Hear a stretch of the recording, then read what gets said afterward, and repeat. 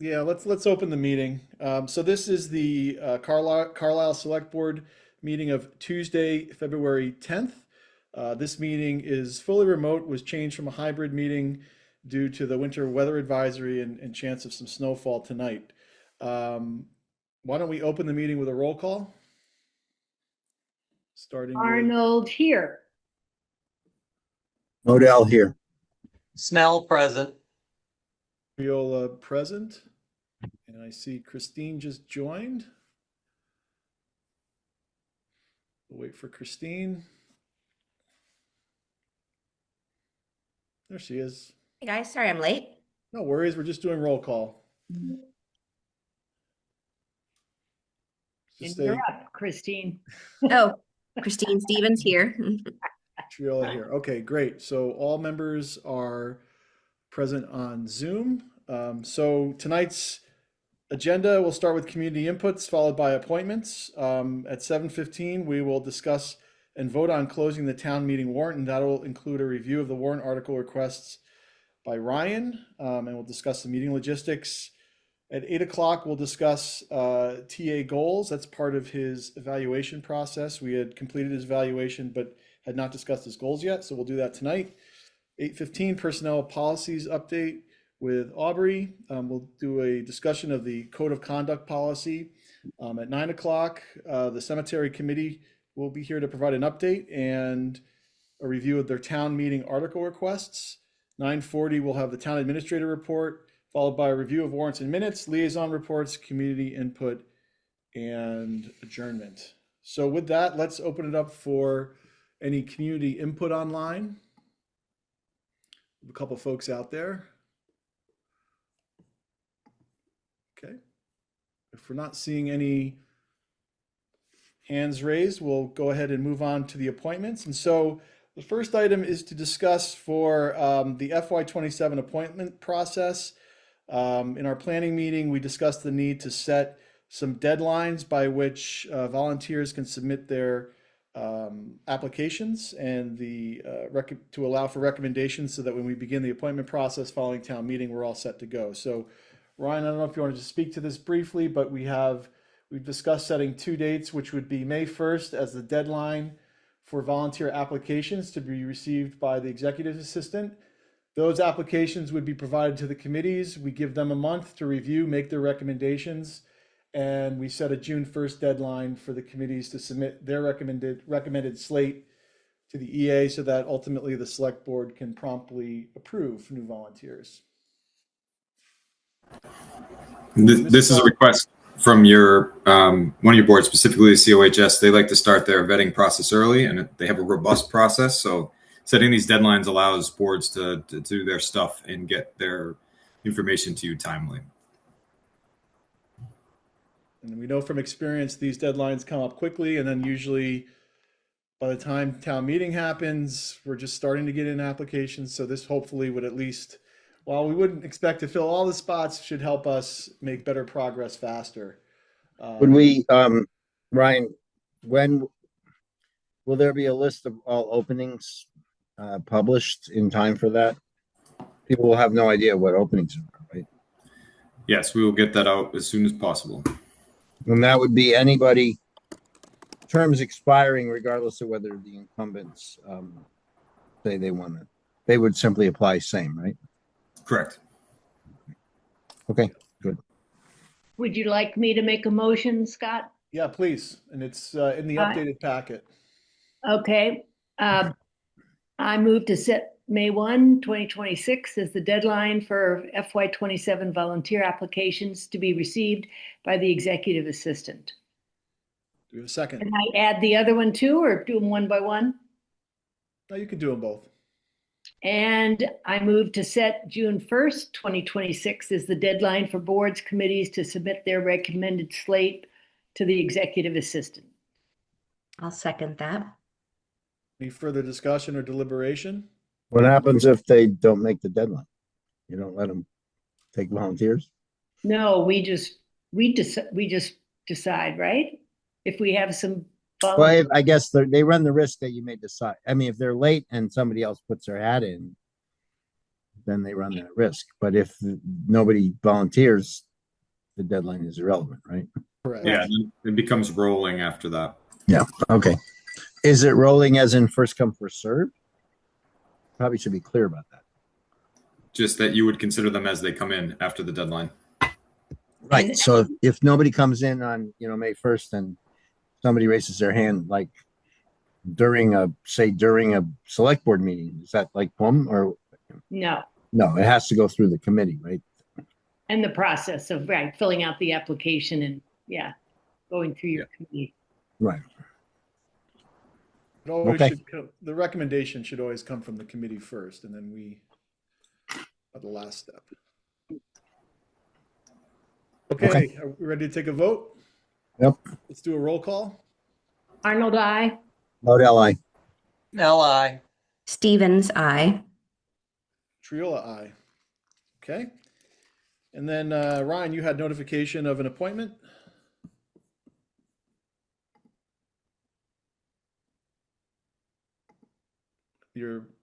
This was the animal control officer. Sorry, my connection's slow, which I will fix in a second. But this is Mark Cianci. He's currently in the academy, a police officer we appointed. He used to be the animal control officer for Chelmsford. He was not an officer there, so we've sent him to officer school, and he is going to be serving in both roles, our ACO as a special duty and a patrol officer.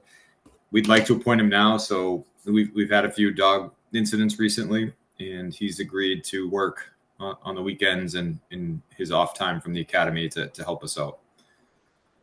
So we'd like to appoint him now so we can do that. Please. Yes.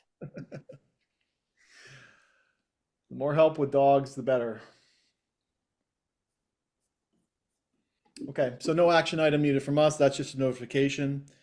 So I think with that, there's no other appointments tonight, correct? Okay, so let's move on to the item number 3, closing of the town meeting warrant. And so we'll vote on that. Did you want to vote on that first, Ryan, or you want to do your review?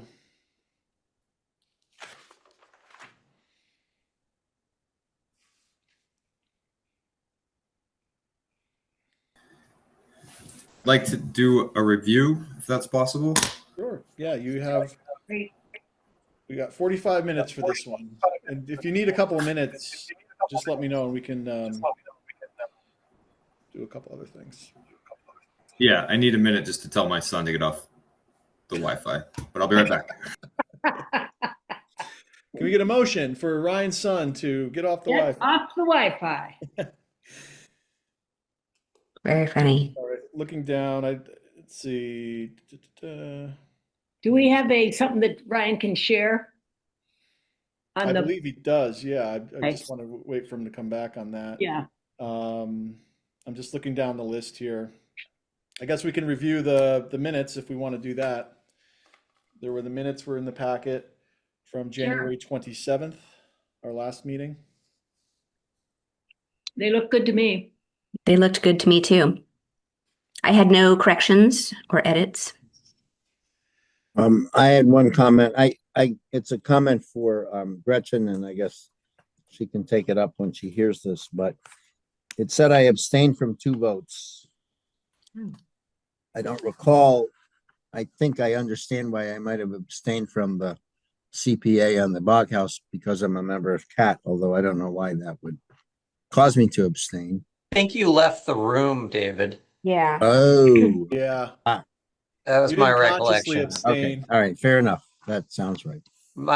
My Yeah. only comment, and it's just a question, I guess, to the board. I think the minutes are fine. I noticed that our comments aren't always reflected in there. If there are public comments, they're always reflected in there. But for example, when we got done with the discussion, or one of the discussions, we all of the LSC and CONSCOM, each of the members weighed in, but there was no mention of that. Yeah. I'm fine with that, but it's something if as a board we think we should, be quoted so that the record shows what we thought or said. I mean, but otherwise, I mean, our minutes become voluminous too. So I think that's a good point, Travis, particularly on something like that, conversation. I guess it's hard if we're asking sort of for a judgment call on whether to include comments or not, but Well, maybe it's something that as we should be conscious of as we do our meetings, if there's something we want printed in the minutes, if we just, I think, state that at the time.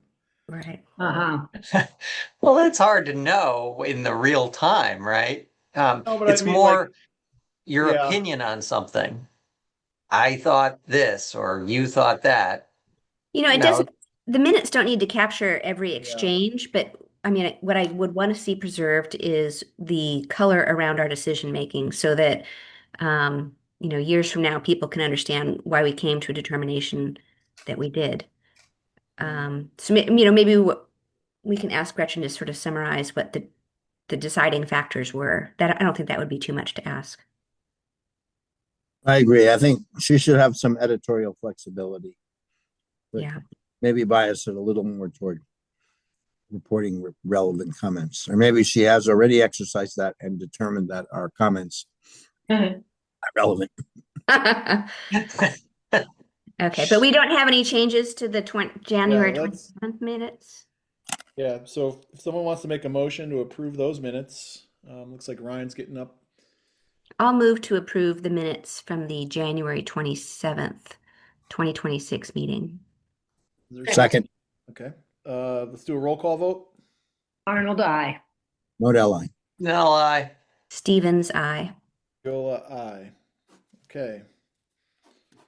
How we looking, Ryan?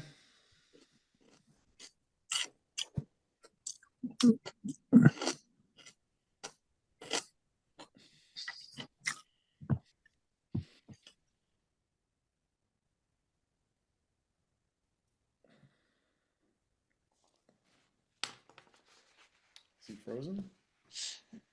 But just thinking about those minutes again, maybe when there's sort of a like for that particular conversation, Scott, you went back to the select board to sort of wrap up, right, and asked Yeah. each select board member to comment. So maybe when it's a case like that is when Gretchen could try to look at in particular or listen to those particular comments and see if they seem worth including.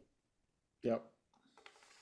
yeah, it was just a question if there's too much stuff. We're trying to balance it. And the reality is, are people really going to go back to this? And we do save the recordings if I Yeah, don't know, maybe I'm making something out of nothing. That's a balance. yeah. That topic in particular, we're going to revisit it again, and I think it's been been a source of some disagreement, right, from various parties. So Right. in that case, it seems it's worth adding a little more when it's an issue that's been brewing for a while and there are different points of view, and Right. we've had to call, a joint meeting to address some concerns. Yeah. But We've had, yeah, good to yeah. know. Well, and we asked that of the other boards in the sense that, sometimes their minutes aren't very complete and we'd like them more complete. So looks like Ryan's having some technical issues. Yep. All right. Why don't we, let's see, Is the 7:15. warrant list? I didn't see. Oh, is it in the packet somewhere? I didn't see it.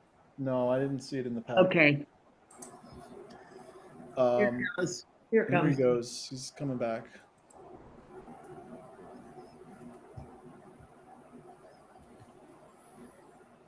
Can you guys hear or see that? Yes. Ken, Yes. Both. What is it? Is it showing the spreadsheet? Yep. Yeah. Yes, it is. Excel spreadsheet that starts with something articles. Yeah, there it is. Okay, sorry. I'll try to fight through this.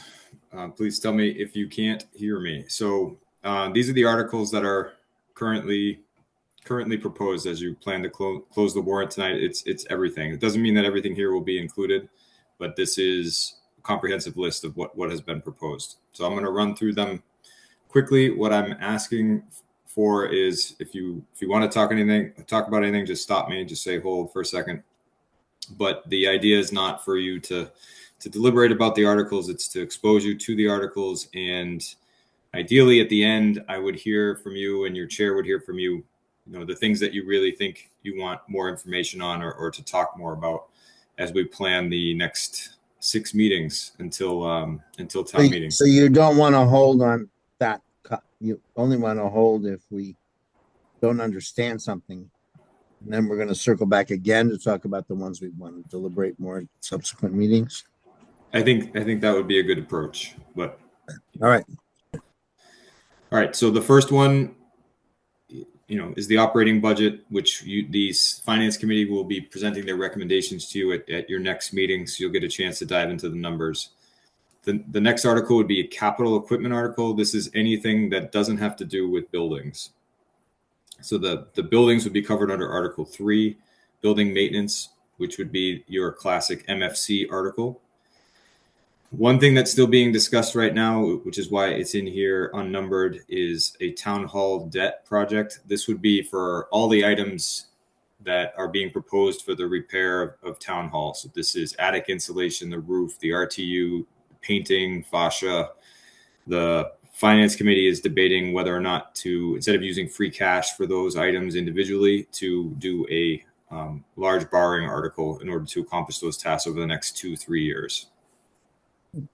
That one's still heavily under discussion, and I'm sure you have questions about that. The fire station project is your project. That's the next article. This is for the full cost of the renovation. And I'll give you an update during my TA report as well. But we are still on track to propose this at town meeting. It is very precarious. And if anything goes wrong, our design and numbers won't quite match your intent. But as of right now, we are still on track to present a warrant article at town meeting about the fire station. That will be coming in front of you on March 10th. You will get a projected number before we go out to bid. The final design, a presentation from your fire station building renovation committee. So that one's going to be a big topic. We're inviting abutters and the public to that discussion as well, because it'll be, we're guessing, a pretty big topic. Mm-hmm. The next article would be the design costs of the DPW, very similar to what the fire station vote was in the fall. This is to get the funding necessary to build out the construction documents, and then that would lead you to a set of documents that you could put out to bid for a vote at next annual town meeting in 2027. Then we'd get into the consent agenda itself, and then items that are traditionally in the consent agenda to include the town reports, elected salaries, which is now limited to just the moderator and the assessors, a biannual bill asking for $4,000 each year to conduct your OPEB evaluation and study. The next article authorizes you to spend Chapter 90 as part of your road maintenance plan. Article 11, which is much larger this year, or proposed Article 11, I'll try not to say the names, is PEG funding. Included in the PEG expenditure expectations are a project at the school to create a small recording studio or audio studio or video studio, whatever you want to call it, a small MMN for the students to use. This is a school committee project that's coming forward and could be paid for exclusively through PEG funds, which we think is a good deal. Also, there's a small working group at the school looking to enhance the auditorium where the town meeting is typically held, to increase the audio and the visual aspects of that theater and space for town meeting specifically, but that'll have community aspects as well. And then the last piece is the community rooms at the police and the fire station. So those will be PEG eligible because we're hoping to turn them into additional spaces like your Clark room for public meetings, which people do want and seek. The next article authorizes the spending limits for the department's revolving funds. That's followed by the town bylaws require that you approve the salary and wage table each year at town meeting.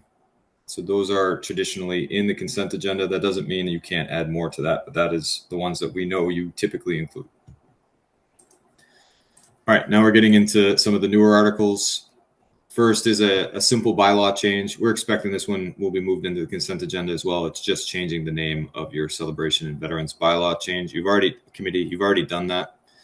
In practice, you just need to do it in not theory. You need to do it for your bylaw. The next article is a correction. You had previously passed an easement for Lowell Street. This was never recorded properly, so we need to revote it from several years ago. Okay, GIS costs. We believe this one is coming out. The town previously approved a plan to implement GIS costs and then move the basic annual recurring costs into the operating budget.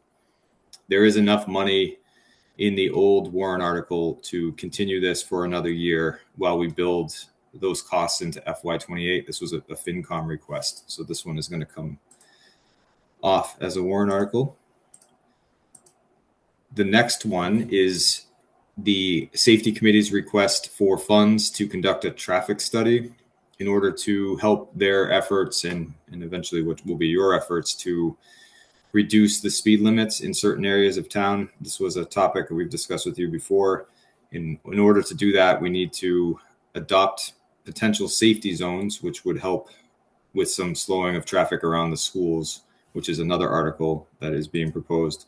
Plus, they need some traffic and studying of traffic patterns in order to prove that some of these spaces in town need lower speed limits. MassDOT requires those studies. So they're going to be asking you for a certain amount of money that we don't know the total yet for that. We're supposed to know that next week when our civil engineers meet with the safety committee. You'll notice the next article, we've been discussing it. It's the lease for the cell tower. We'll be putting that out to bid, the Proctor Road Tower, for adding cell service to it. This needs to be approved by town meeting, the lease itself. But we can put an RFP out for the equipment being added. That'll all be at the cost of the vendor. And then they lease that space from you for a fee each year. So increased cell service and increased money in Proctor Road, hopefully. The planning board had additionally asked for two placeholders, one for a clustered housing bylaw. This would address some of the affordable housing, zoning, and other items that were discussed heavily during the MBTA process. They've decided to push that off until the fall, likely, because they want to do more research and more outreach. So that's going to come off, that clustered housing bylaw. However, the ZBA does want to amend their bylaws, and they plan on bringing a proposal to you for consideration, and then obviously town consideration as well. So that one is coming up. I don't have a lot of information about that one, but that one's going to be a presentation to you so that you understand what is being proposed and asked. We already talked about the safety zone adoption. The most likely initial cause of this article would be adopting a slower speed limit in the school zones around Carlisle Public Schools. It's a while ago, but last year you were discussing an issue with the Cemetery Perpetual Fund. What happened was money was spent from the principal and not the interest, which brought that account into deficit for a piece of equipment that the DPW uses at the cemetery. The finance committee recommended to you that we make that account whole because of interest and not using it in the last year. We've recovered about $10,000. So the actual request now is $34,000 to make that fund whole. And then you'll hear tonight the cemetery committee is going to recommend some increases in fees to help with the cemetery perpetual fund after this correction is made. The next article is from the police department. They had asked this be considered in the fall, and we did push it off to the spring in order to make room for some of the articles that were discussed this fall. It's a canvassing and solicitation bylaw. This used to be a state law that you had to register with the police department in order to canvass or solicit. Now towns need to pass their own laws as the state law no longer applies. So the police department is looking for another tool to at least check on or stop people that are going house to house in town. Okay, the next one is commonly called the chicken tax. So the assessors is proposing some relief for taxpayers because of some corrections that are being done in the assessing office. Personal property is being taxed, and personal property includes even hobbyist level chicken coops and others. So people are receiving bills for things like having chickens, and in some cases the bill is under $1, so it costs us more to process it than we take in.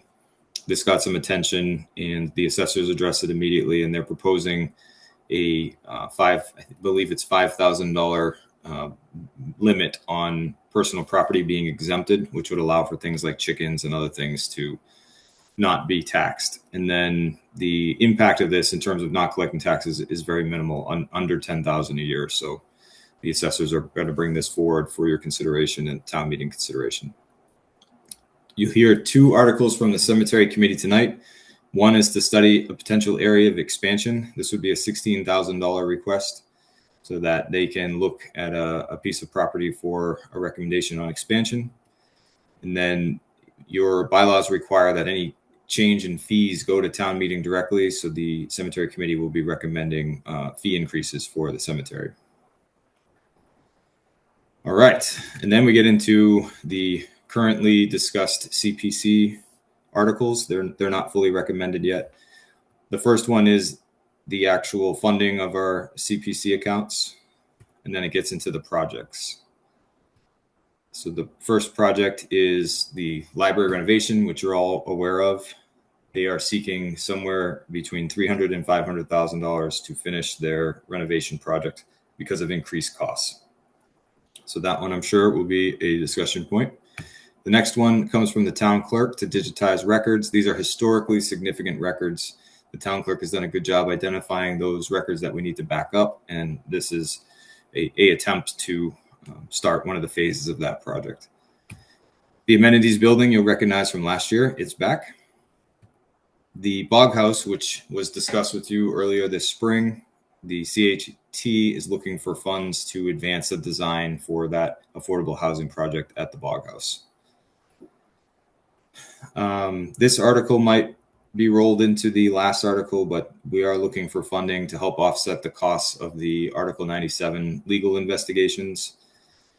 It's still unclear to us whether or not this will be a separate article or included in the Bog House design article. And then lastly, the COHS and the Housing Trust is looking for another request for rental assistance. This is a 2-year request. Last year it was $50,000.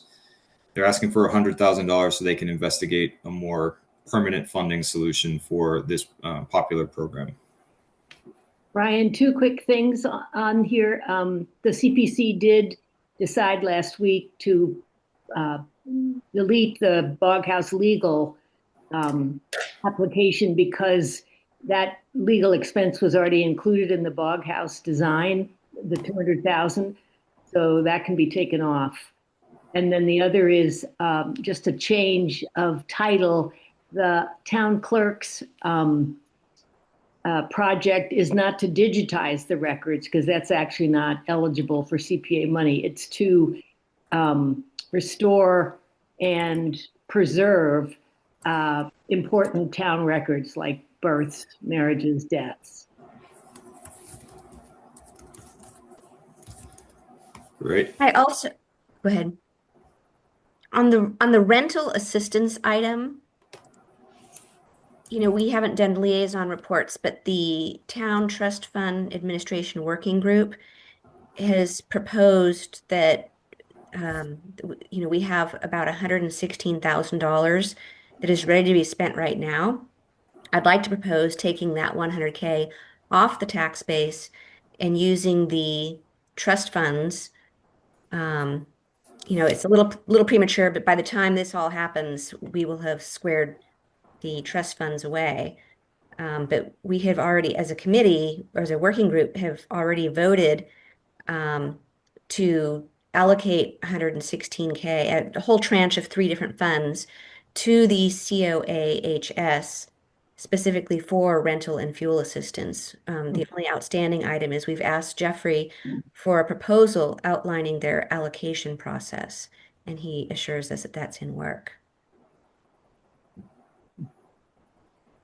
Okay, yep, that's one of the discussion points I'm sure that the CPC will take on for the recommendations, and then it'll come to you for your recommendation and consideration, or not. It'll come off the warrant. But we're placeholding it now so it can be discussed. Mhm. Okay, the Before details. you go on, so can I stop you now? Yep. Okay. So Barney, first of all, if digitizing the records is not CPC, it's preserving, do they need to be digitized before they're preserved, or are they being preserved in paper? Yeah, these are paper documents that are, some of them quite old, and they need to be sort of restored and then preserved in physical form. And then digitizing them will have to come as a separate project funded in some other way. That seems sort of circuitous. Why wouldn't we just digitize and then preserve the digital record? Well, because I think there's some historical benefit or importance to these documents that go back. I've forgotten what Ashley said, how early they are, but they're well over like 100, 150 years old. So they're historic physical documents that we would want to hold on to.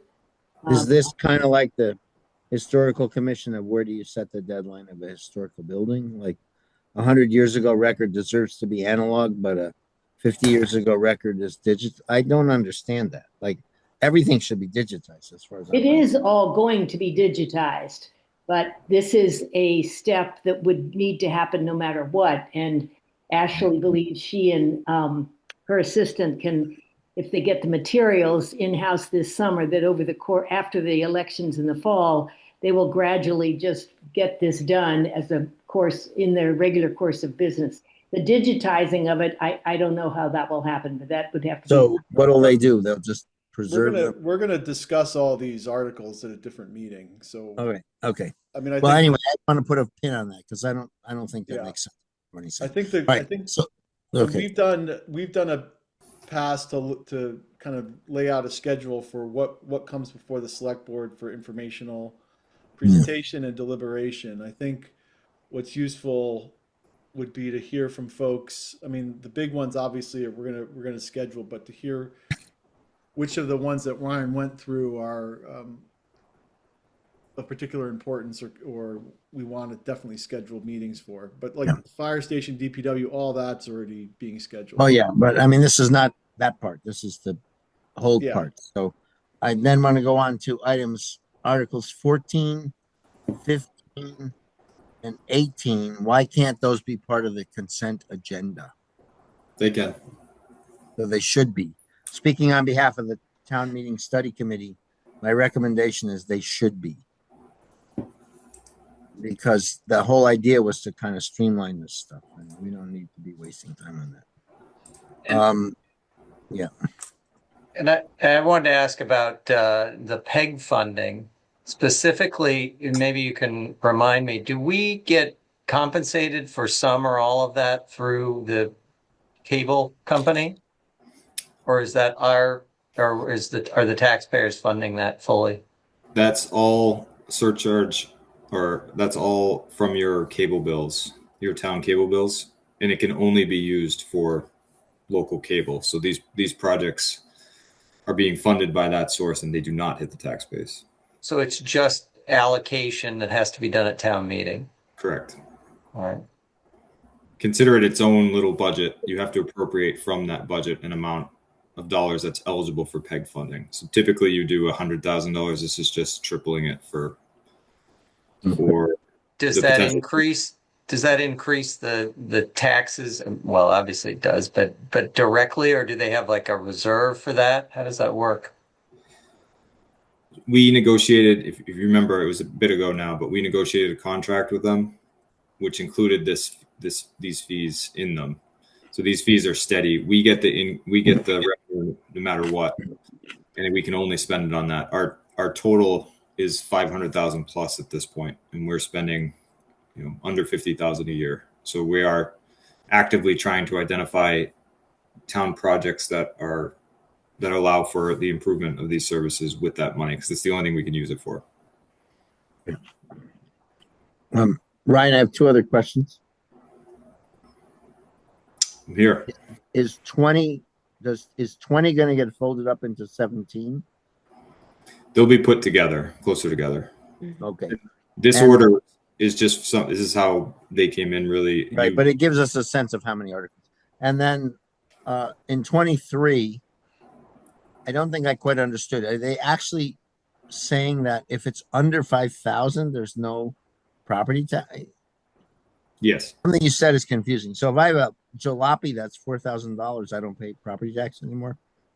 Say that again. If you have a what? If I have a jalopy, as in the old car, So only certain things qualify for personal property tax, because you pay real estate tax and you pay excise tax on your car. Personal property, the best way to think about it is if you have a business, all of the equipment inside the business is taxed under personal property.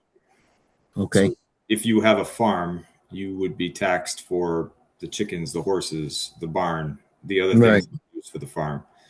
So there's very few personal property tax bills under 5,000 that you would consider to be legitimate. Like someone having 6 chickens is not legit. I mean, that's up for you to decide, but it's very limited. So vehicles are not included. Correct. That's excise tax that comes in through your local receipts. Okay. All right. I guess I'd want to know, how is he assessing the value of some of those? I mean, those seem very subjective. We're going to bring the Board of Assessors is going to do a whole presentation on this because I couldn't answer that question, but they certainly can. Great. And then the town hall, I mean, I don't disagree that we absolutely need some repairs, some maintenance going on there. Is the MFC, I would be curious to hear more about what the total amount is. Is that also on the docket for a future meeting? Yeah, and I was going to briefly go over it here unless you have other questions. No specific, just wanted to know the line item detail around and what the total amount is. All right, so I really, the FinCom is still going through all these, but I understand that this is good and helpful for you to see them so you can start to consider what you're going to need for information for your own personal recommendation. But these are not final numbers and these are not final issues, but this is what's being discussed. So under the capital plan, Article 2, that includes your road and culvert money, and then any items that have been requested by the departments that you typically see: vehicle for the DPW, cruisers for the police department. We have taken out any alternate funds, and that will be one total free cash request for capital. I'm going to send you this list, but if there's an item, particularly on the capital plan, and the FinCom is going to make a recommendation to you, they've scrubbed and vetted this list as well. But typically the select board might want information on, say, why are we buying a container for the transfer station? So it'd be good for you to look at that stuff if you have any questions or concerns, and we can get you the information that's already been presented to the working group and the finance committee. For Article 3, the building maintenance article, that includes all of the items on the capital plan that have been vetted for buildings under the control of the MFC. Some outstanding items are, we are trying to maximize the Climate Leader grant for 4 HVAC units, 3 at the school and 1 at the town hall. It's $1 million grant plus $150,000 in design. We have to pay some money up front in order to get those costs, some design costs. And part of this building article will be to finish that design so we can get that 1.1 million in grant funding, which is guaranteed as long as we do it right. And then the MFC will likely ask you for some type of contingency in that article because they do handle some as they show up repairs, but that's still under review and discussion by the FinCom. So that's Article 3. Current Article 4, we can renumber these. It's just easier to talk about their titles, is the collection of town hall related items that the FinCom is trying to bundle up under one project. They did talk about the MFC with this. It includes the things I mentioned before, paving town hall, doing the entryway and outside, all stuff that was uncovered when we did an analysis of the building. And the big piece here, you're seeing a number that I think is underfunded, but for the roof and the RTU, which are being designed right now, that's going to be expensive. So It could be up to 1.5 million in our estimate. And there just wasn't a way to keep your town reserves, handle this under free cash. So they are recommending bundling it under a debt article. And there's going to be a big presentation to you about it and discussion. But just letting you know that's coming, because I know you're going to have a lot of questions about it. So that's it. That's your town meeting in 30 minutes. Each one of these is a 30-minute conversation. So I'm looking forward to it. Well, the question that, gets to planning is, you think we can cram it? I'm not really seeing contentious articles. I'm thinking it could be one day. We were under the impression it would be 2 days, but you pushed a few things off. So I'm curious about that. I think that, the demo bylaw isn't in there, the wetlands bylaw isn't in there. It's not in there, yeah. Cluster housing isn't in there. So a lot Well, of the more, There is a bylaw, isn't there a cluster Something. bylaw? No, it's a ZBA bylaw Oh, for it's different. Okay, zoning amendment, okay, bylaw change. got it. I mean, there's substantive warrants, but to your point, David, it's possible this is a one night. I mean, I'm encouraged because these aren't, people weigh in on, capital items, but we've socialized both building projects pretty well. And there's a possibility that fire station is not ready anyway. So, all right. I mean, from a planning standpoint, I guess we planned for 2 days, but we're going with a Monday night, right? Yeah. 6 o'clock. Mm-hmm. Did we say 7 or 6? I think 6. Okay, 6. got it. I mean, it would be good to try to see if that, especially that's why I'm interested in pushing more into the consent agenda. I think we can streamline somewhat, and I think it's manageable. And we're laying out the topics over the next 6 meetings, starting with cemetery tonight, so that we make sure we're giving it adequate time to hear from all the sponsors of these warrant articles, and then have enough time to deliberate and make our recommendations following those presentations. So Ryan, Barney, and I are working through that, and I think we have. I think most of the substantive ones we have a tentative spot for. We just need to confirm with the people bringing the warrants. What determines the order in which they appear? That's a great question. You do as a select board. You decide what goes on the warrant, what doesn't, and what order.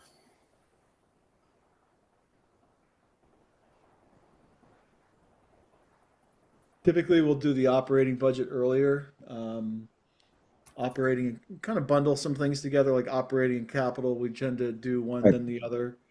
Some financial articles first, but it's a little bit of seeing what's on the menu that night. Right. So we had a town meeting study committee last night, and we're writing our final report, and that was one of the subjects we discussed. And it is really entirely up to the select board, but the recommendation is going to be that certainly budget items come up front, because that's the most important thing to get done. And then we're probably not going to be very prescriptive in our recommendations, but we think the important articles should go before the unimportant articles. I mean, it's bad to say because everybody feels their article's important, but I think the ones in which we anticipate extended debate or, vigorous debate, I think our recommendation at least is that those be moved to the front of the order. We're kind of agnostic as to when the consent gets in there. The consent agenda is nice to have early because, you clear a lot of, you feel good, right? You got 8 articles out of 25. So You're building momentum. I was going to say, let's put the consent agenda first and, polish off a bunch all at once. yeah, consent agenda is fine. And then, go right to budget. And then, I mean, my personal preference, only speaking for myself, is consent agenda, budget, important articles that need, full attention. and then everything else.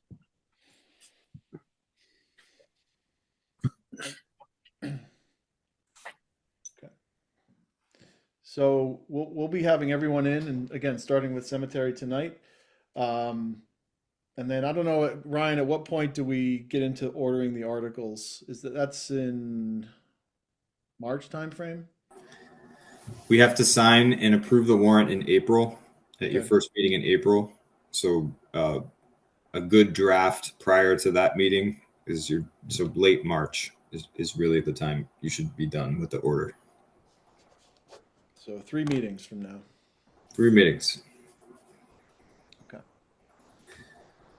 Yeah, and when we were looking at it, we thought we got to get the assessors in front of you.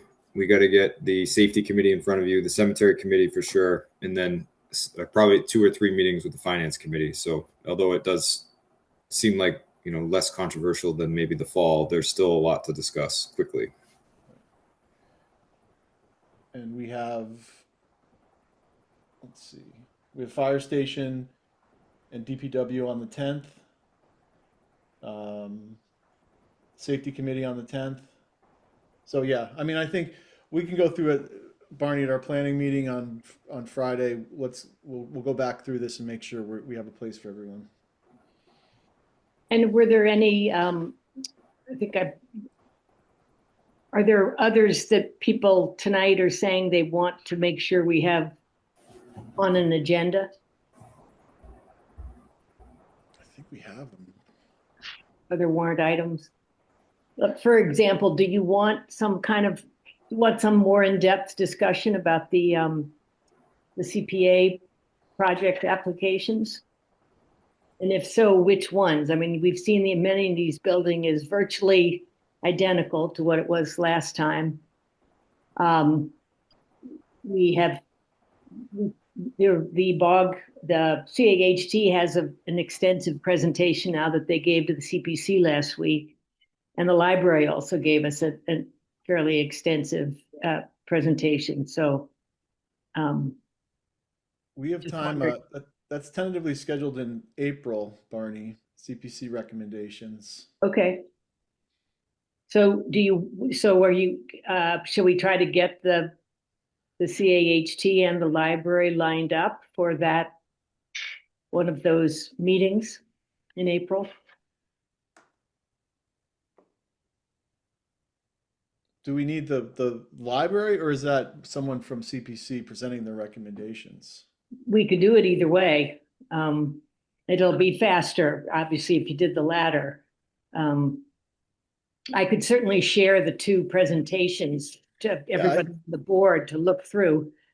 I mean, I think having the materials for us to review and then meeting with CPC, having you present your recommendations is, I mean, because you've done the due diligence, the CPC, so hearing your assessment and rationale, I think is most useful versus going back to the original presentation you heard. That's kind of duplicating a process, I think. And we don't have a lot of time for that. Right. And I assume I don't know, your meetings recorded at all, if people want to go back and. Yeah, if the chair remembers to record them, which she did last week. So we should seed out the information for people that want to learn more about a particular project. They can do that prior to that meeting. Yeah.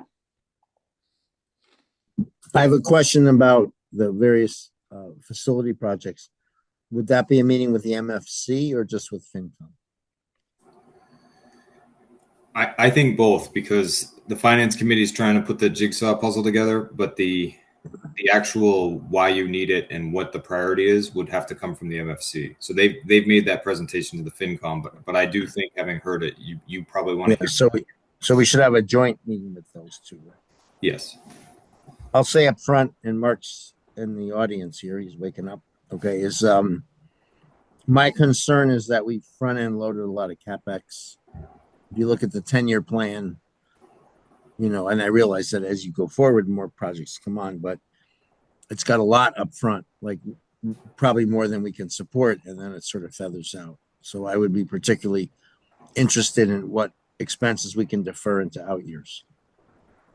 Like, how urgently do we have to do those things, I guess is my question. Our next meeting on the 24th, we do have budget and capital and MFC on our thing. So we should be getting into that at our next meeting with FinCom and the MFC.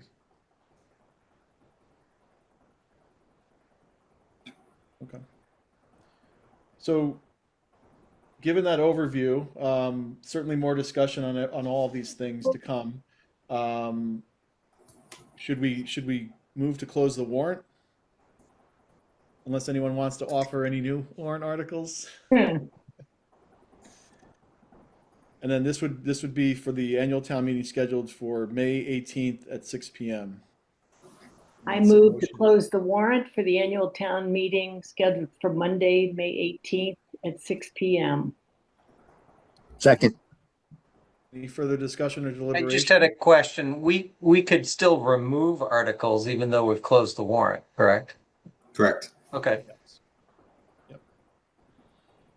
Okay, let's take a roll call vote, please. Arnold, aye. Odell, aye. Nell, aye. Stevens, aye. Viola, aye. Okay, excellent. All right, let's move on to the town administrator goals.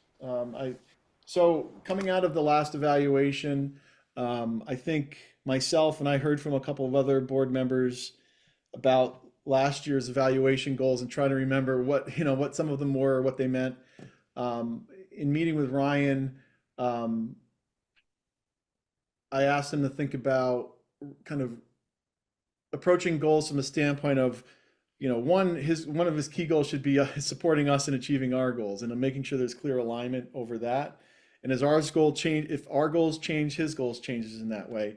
And then also asking him to identify some kind of key goals he has in the areas of his own career development and also in the operations of town government. So trying to kind of simplify it and make it less task oriented than it was last year, I thought would be helpful.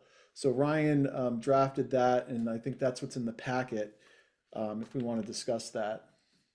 And do you want to speak to any of these, Ryan?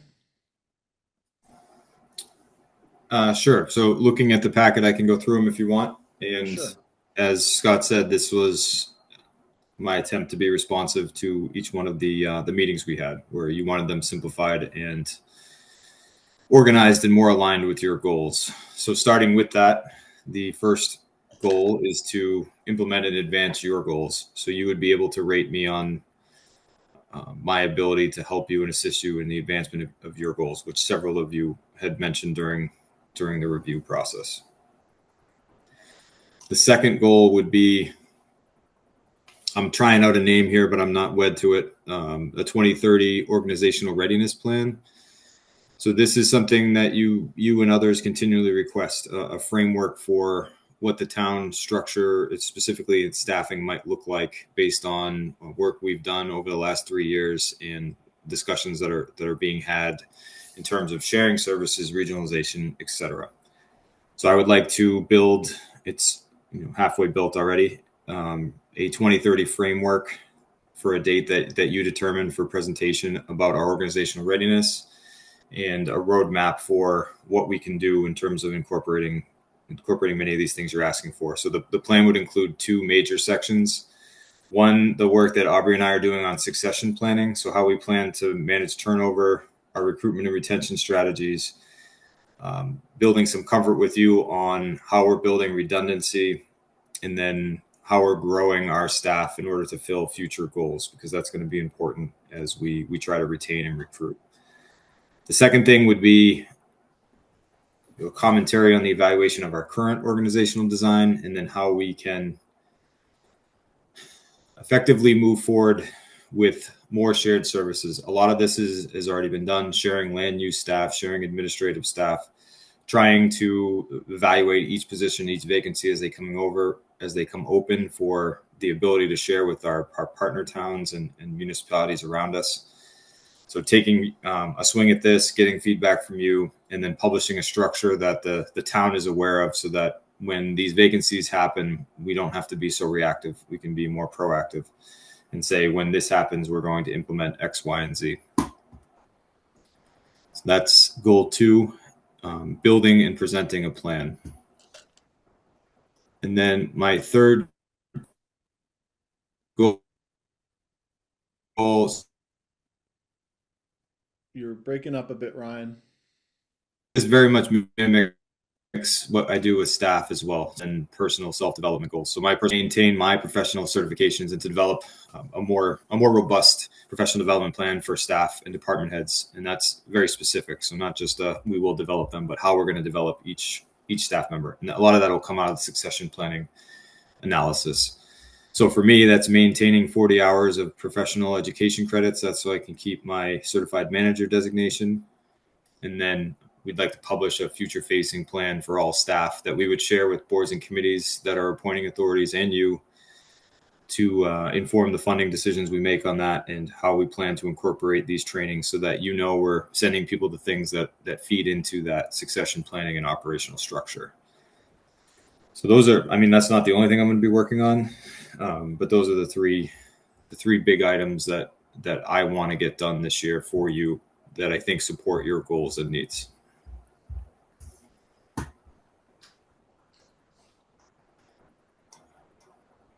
And these are, Ryan, these are somewhat similar to when we look at goals for other kind of leaders in town government, where it's some of the supporting us in our goals is kind of a higher level goal that we can evaluate you on. And then the other two are, they're defined, right? So it's a clear deliverable attached to each of those that we can confirm has been done, correct?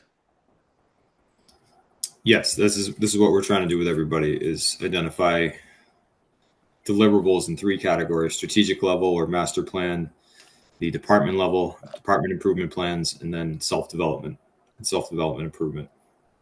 And that middle goal, that department plan, is really my response to, we've done a lot of work, if you want to call it the administration, in the last 3 years.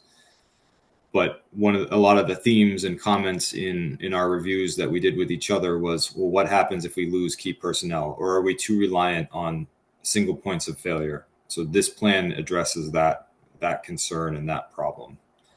And I think it's the number one issue facing the town in terms of staffing and staff is, it's growing great right now. Maybe you agree that it's going great, but what happens if we lose one of those key people? Does it fall apart? And I don't think it should, and I don't want it to. So this is what we're going to do to try and make sure that we have something that outlasts just people.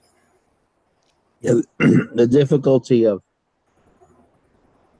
merging HR concerns with open meeting law is how much can we, socialize publicly. But so let me say this: if it was my organization in the private sector and you were my operations officer, I would request that you do a gap analysis of each department. If you lose key person X, who's up next and what skills gap, is missing, and what are you going to do to fill it? I don't think that's appropriate in the public facing system we're in. So what is your recommendation? How would you actually identify that in a public meeting kind of setting, open meeting setting, about skills gap and, strategies to address those gaps? That's what we mean when we say succession planning. So gap analysis. What we've done so far is we took every position in town and we analyzed it in 4 ways. So one is emergency replacement, the second is temporary or interim, and then a permanent replacement, and then whether or not the position is something we should consider for shared services. So once we've done that analysis, then we look at who we picked, and we go by the staff position, not the person, to alleviate some of the open meeting law. Right. We say, what would that person need, that interim? So for example, if I disappeared one day and you put Aubrey in as the interim town administrator while you decided what to do with that position, what skills and professional development does she need in order to meet your standards for both the interim role and then maybe a more permanent selection. And if we go through person by person in that way, then we can build confidence in ourselves that when we do have a vacancy, we can do the party and say thank you for serving here, but we have a plan to implement. And that's also helping us break down some of the fears that have been created with the siloing of some of these departments, that, you know, we're not trying to change the now. We're trying to make sure we have a plan for when things fall apart, because a lot of these appointing authorities, they don't want to consider what might be, because what they have right now is great. We've talked to the library trustees about this. Martha is a tremendous employee and just a great director. But if Martha left, what would that do to library services? So we want to have that conversation now with the library trustees so that they can build that gap analysis like you're talking about.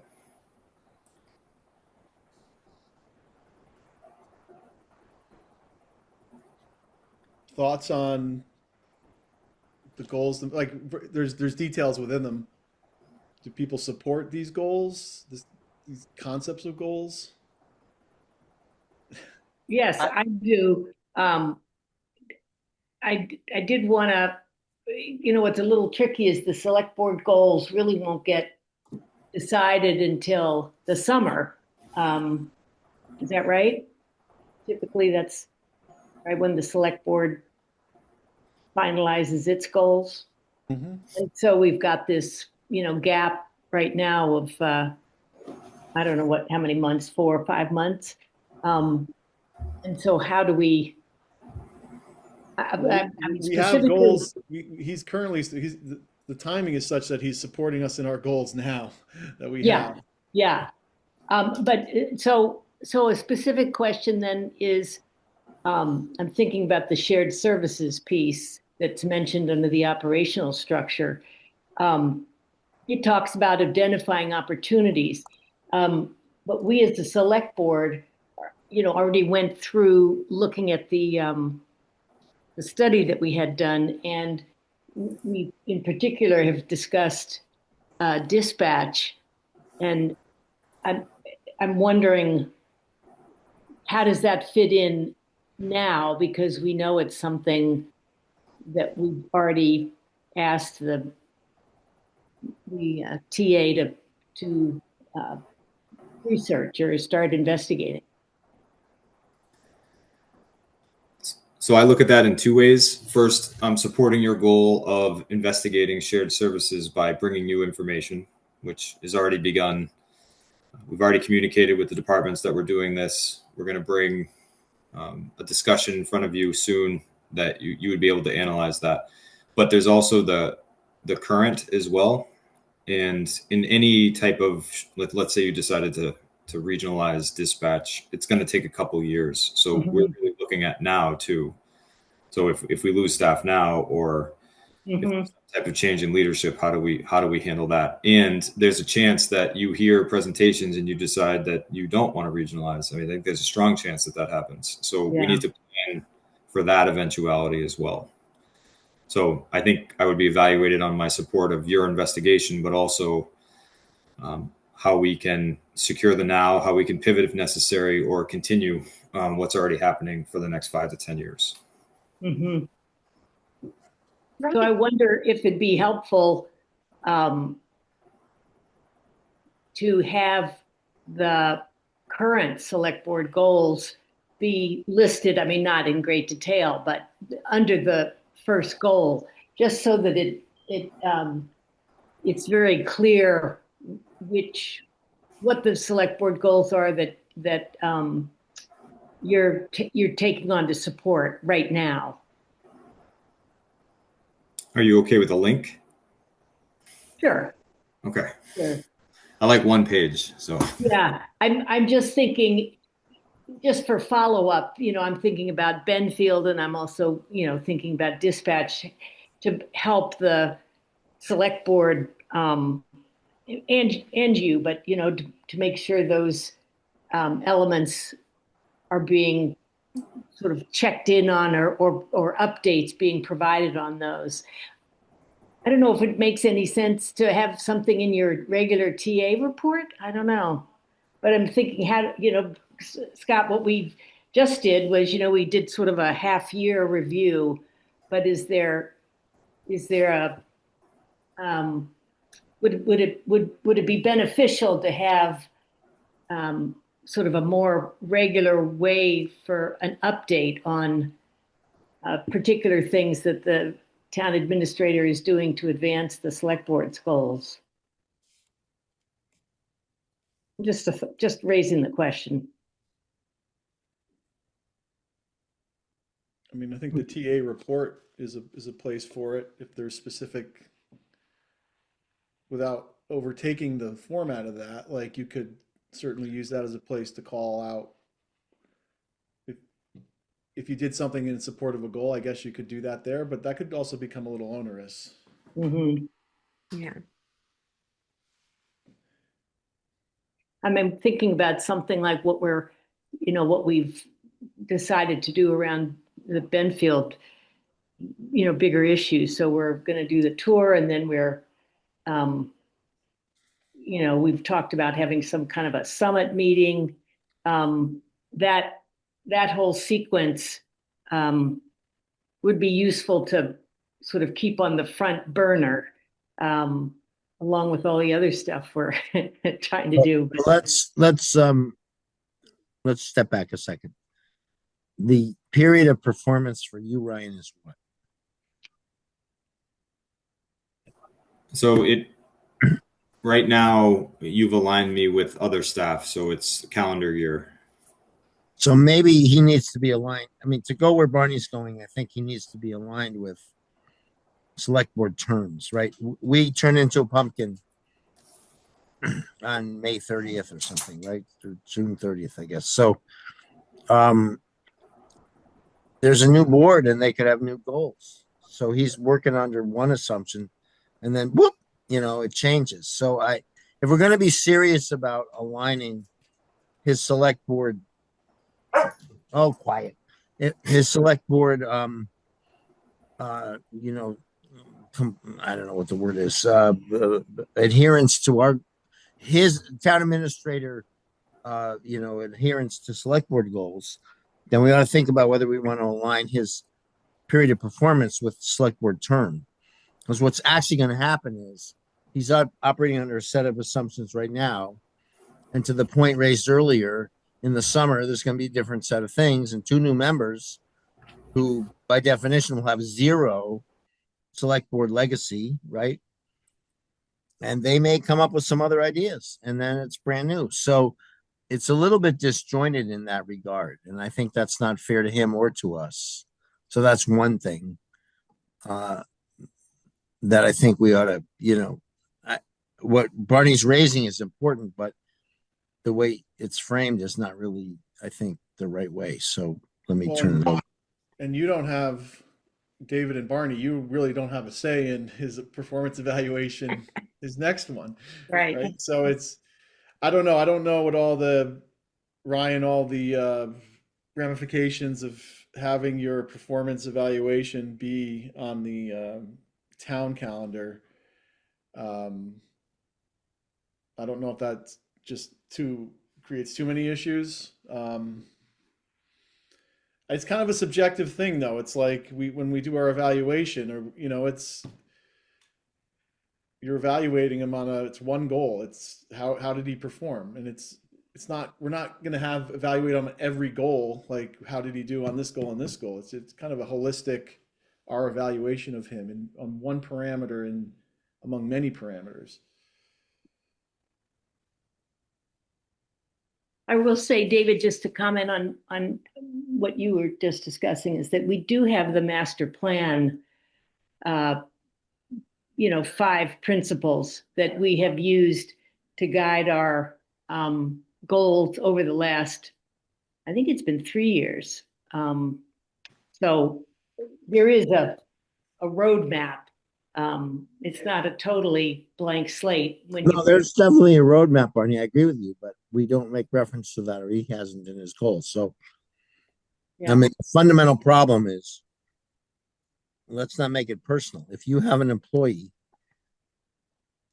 and you're evaluating that employee over a period, in which that employee is going to change his or her supervisor, you have to acknowledge that there may be a change in goals. Plain and simple. That's every organization. So, I mean, again, for purpose of thinking about it, should we align his goals with the term of select board people? Like, just make it the fiscal year. Why is it not the fiscal year? Because we operate to that, right? We basically turn over at the new fiscal year or some version of that. So we're just a process check. At 8:15, I do want to move on to the personnel policies because we do have people lined up. Um, I mean, just back to David, what you're saying, I feel like that could trickle down to all town employees though. So I would say Well, leave it as yeah, it is. I sort mean, of, but not really. But we've not, all been in positions where, we're cruising along on our goals and there's a change in leadership and, the whole organization doesn't rewrite their goals. well, That right. I did want to ask about another potential goal though, what is our stance toward transitioning more resident transactions to be available online? I would think that this is back to the select board's goals rather than Ryan's goals. Okay. It's my opinion on that. I think the board needs to set its priorities and then we delegate those priorities to Ryan or to the town administrator to execute. And the question is at the end of the year or when you do an evaluation, has the TA executed on what the select board has asked to be done?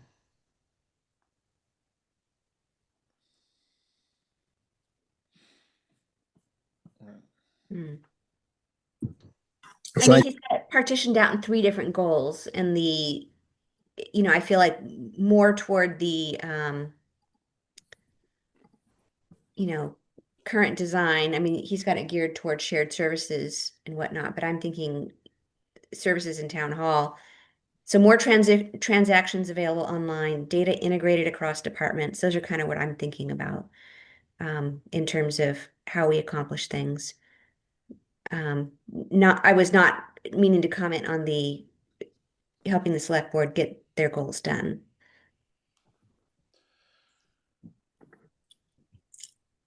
so it sounds like this is going to require some more deliberation.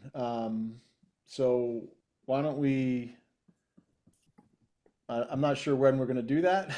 So, um, and maybe we just, do people have any thoughts? I mean, I don't know how much time in upcoming meetings we're going to be able to spend parsing. I think we should go back and think about the following.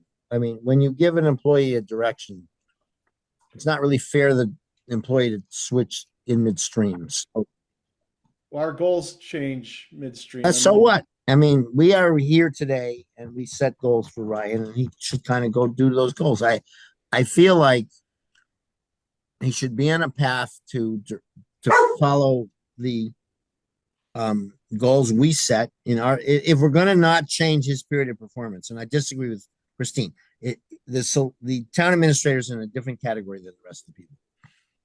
But if we're going to not align him chronologically with our term, then we should, in my opinion, give him direction and he's free to do that direction. And if they want it, if a future select board wants to change it.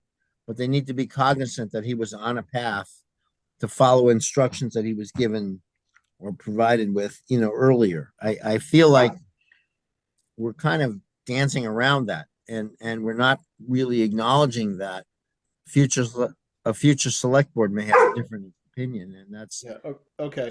fair to the employee.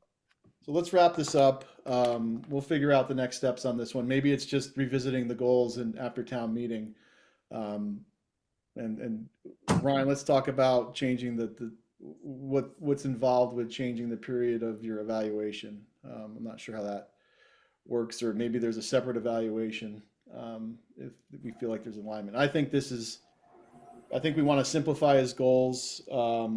This is all feeds into the evaluation process. So I think we want high level goals. I would like to see some deliverables that are clearly defined. But let's move on to the next topic and we'll just put a pin in this one for now. So we do have Aubrey online and we're going to talk about personnel policies. Aubrey, are you out there? There you go. So we've each met with Aubrey separately and discussed and reviewed the different policies. So Aubrey, you're going to go through your recommendations and kind of a debrief on what those conversations were. Sure, and I'll share my screen.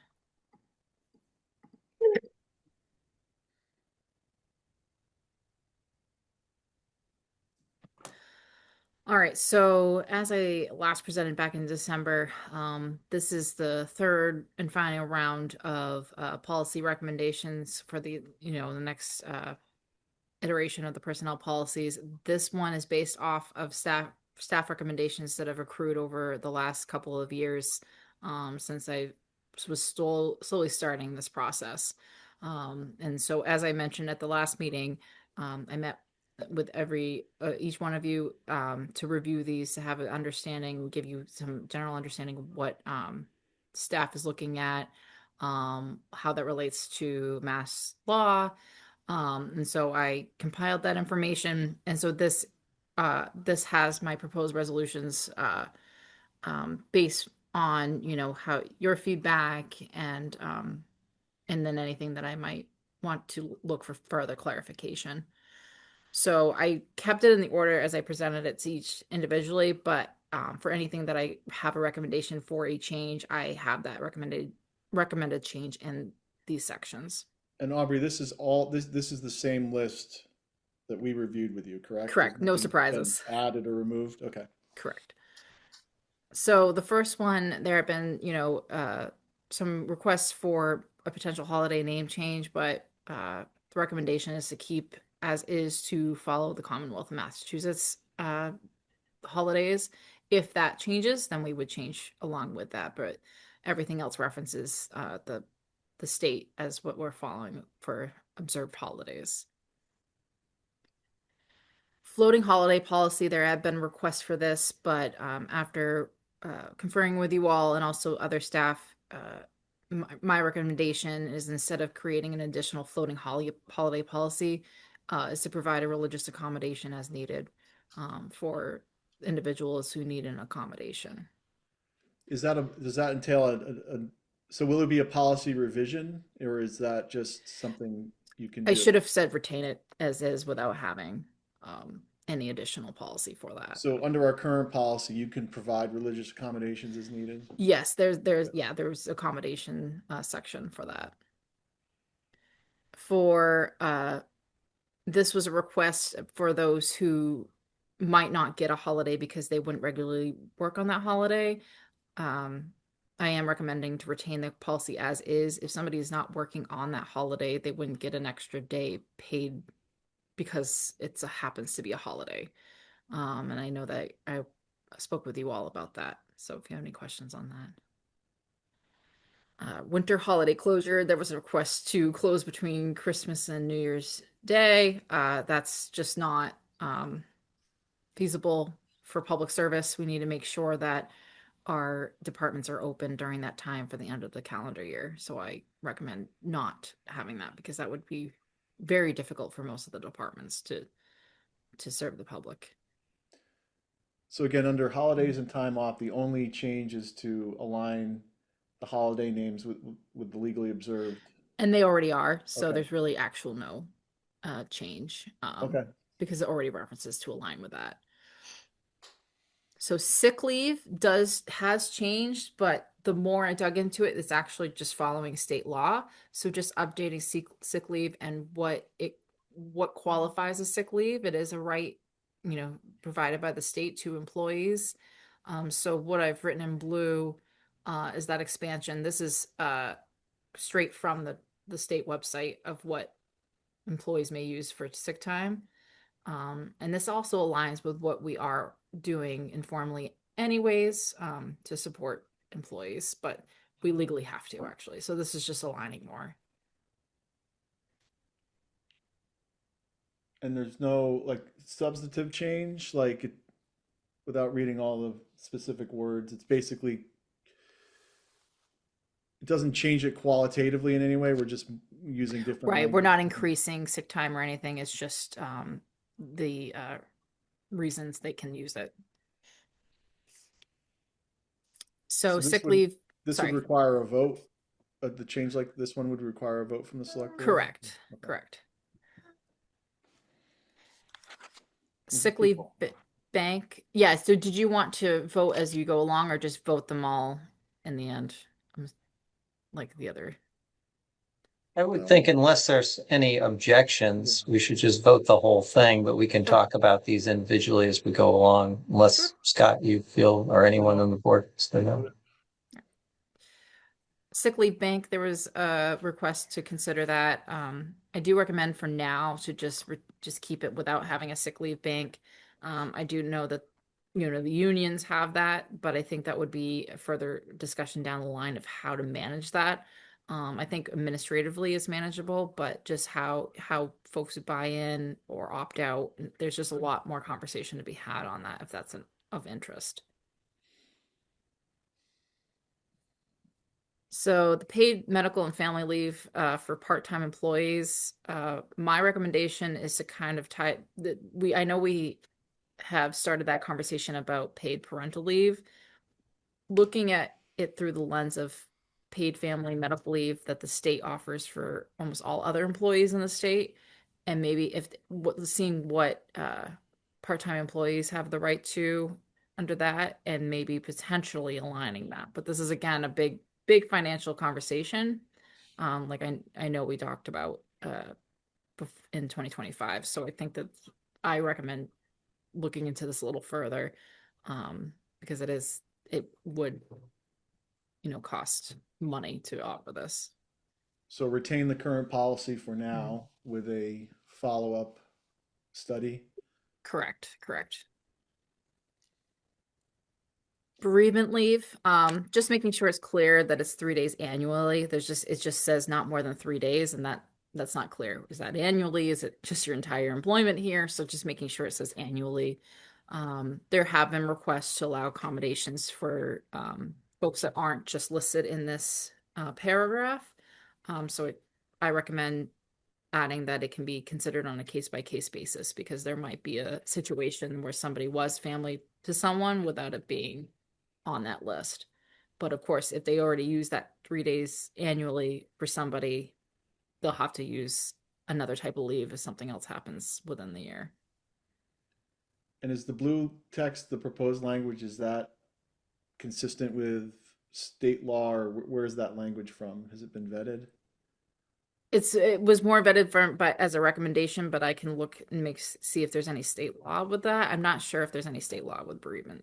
I just mean that how you're Mhm. defining family members, individuals, close person, some of Mhm. those words, like, are those commonly used words? Is this pulled from another policy somewhere, or is there anything we should look at? Yeah, I think it's I've been working online to look at that, but I'll look back to where I originally pulled that from. This is more my language from conferring with everybody of making sure that we are including anybody that they might have a close personal relationship, but I can make sure I can do some more comp reviews on that. I don't have any particular feedback. I just, I know sometimes words have different meanings. Mhm. So recruitment, hiring, and employment status, most of this is just making it a little more modernized. There was recommendation to eliminate the 10-day posting requirement, but I actually think that should still be a requirement. So there's transparency and an opportunity for folks to apply. My biggest change is to update it to say that the jobs will be posted on the official town website, because right now it's on the bulletin board that doesn't exist anymore. So hold on one second. Sorry.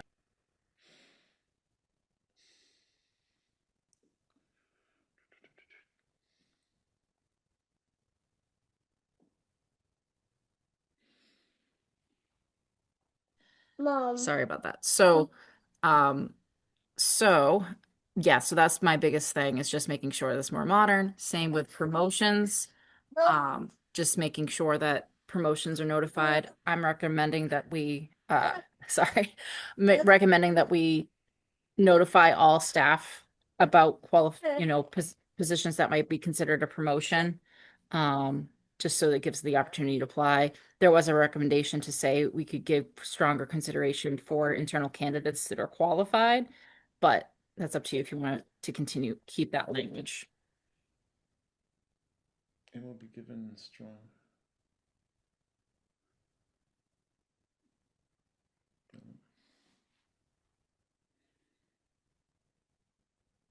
I just want to make sure that there's no kind of legal implication relative to that. If we had you know, a policy that was inconsistent with state law.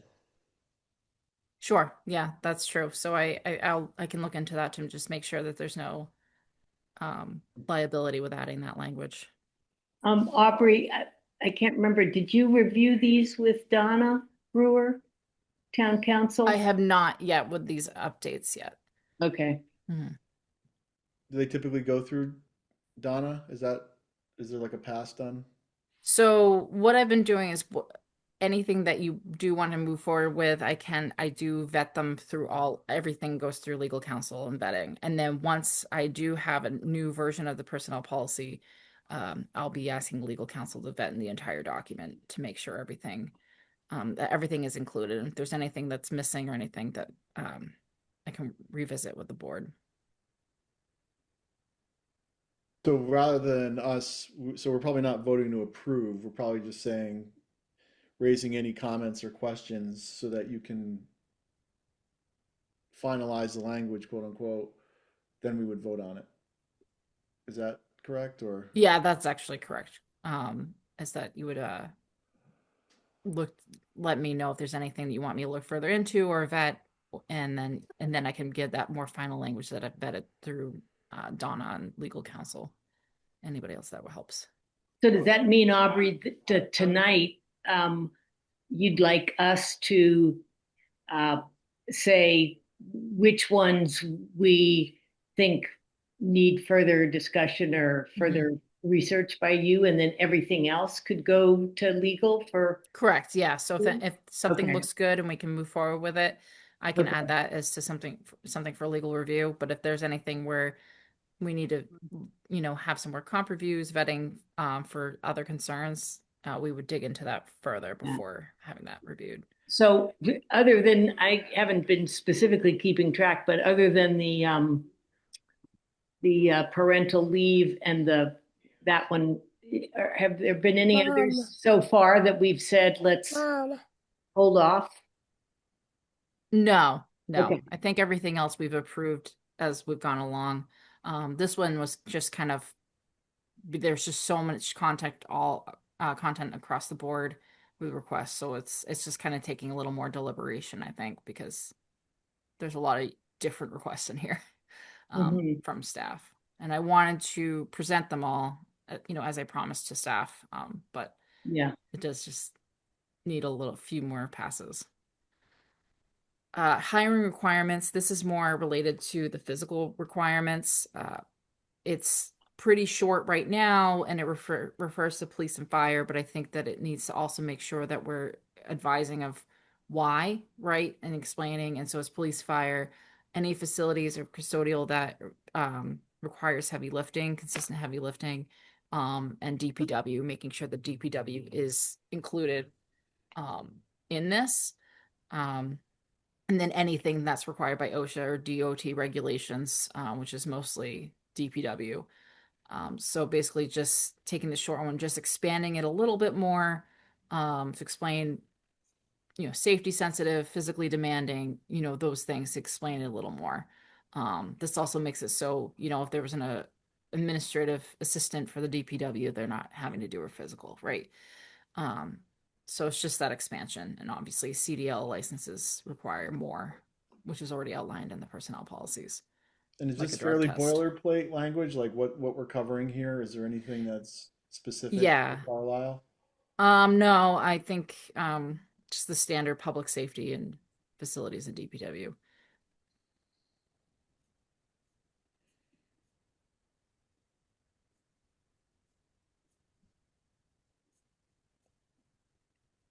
Okay. So appointing authority and the appointment process, obviously that has changed since the last version. So just making sure it reflects the town administrator bylaw. So just to say appointing authority shall mean, um, and that include, so this paragraph is reflective of the town bylaw explaining what the appointing authority is. Um, So this Aubrey, wouldn't on go, yeah, this wouldn't go into effect until the bylaws approved, correct? so we could put language in there. I don't know how much longer that's going to take because it will take some time to update this as well.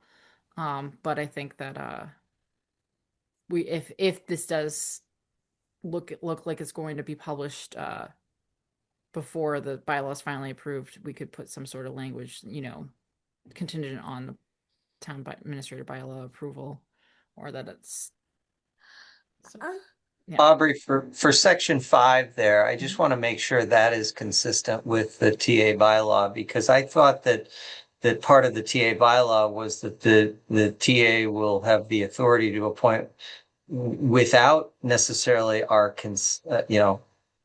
approval of the select board. The way it reads there, shall appoint with the approval of the select board, meaning, for a department head. I thought that the TA could hire a department head. Now, in reality, I think the TA will come to us and say, oh, I'm going to hire this person, but maybe not. And that we were trying to get away from that. Sure. So I'll look back just to make sure. I thought there was some sort of, promise to consult, but I'll make sure that the language is making sure is consistent.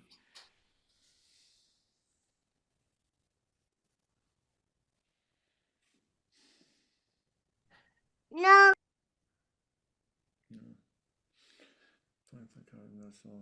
So appointment, I'm just saying, oh no, actually, I think I meant to take that out, but I'll look back. No, I think I just wanted to add, if the town administrator is the appointing authority, copies of the notice of appointment shall be provided to the select board, which is already a practice that we're doing now.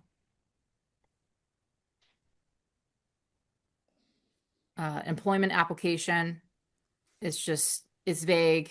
It sounds like a very physical form, and this is actually only until the interview process. What I'd like to do is standardize that, which we are going more virtual. And so this would make it so it's an online form rather than what sounds like a physical form that somebody would submit for their interview.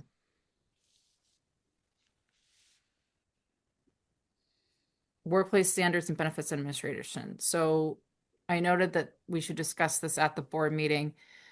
So everybody's, is legally protected to have 30 minutes of lunch. Whether it's paid or not is up to the employer, right? The only reason that I might not recommend putting it in the policy is that standardizes what that looks like for all departments.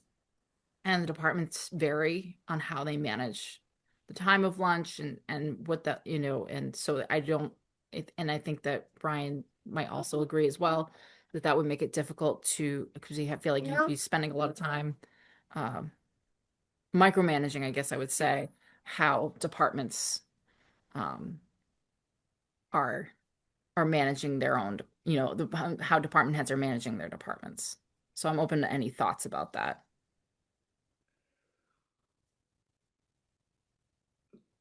So is this a problem that we need to fix through a policy, or does creating a policy create a new set of problems? I would say overall the latter. So I think that town hall, especially, we're in a good, strong culture where departments can run themselves and make sure they're efficient, but also allowing employees to have their lunches as they are, required to have, or allowed to have. So there is an issue. I think that there in the past have been discrepancies that and inconsistencies that caused some friction, but I think that because we've kind of made it so more cohesive culture in the building, it's not as much of an issue anymore. Yeah, to me, this is a management issue. It's not a policy that we want to. It's something we can keep our eye on, but I don't know that trying to create some policy is going to be beneficial to the town and the employees.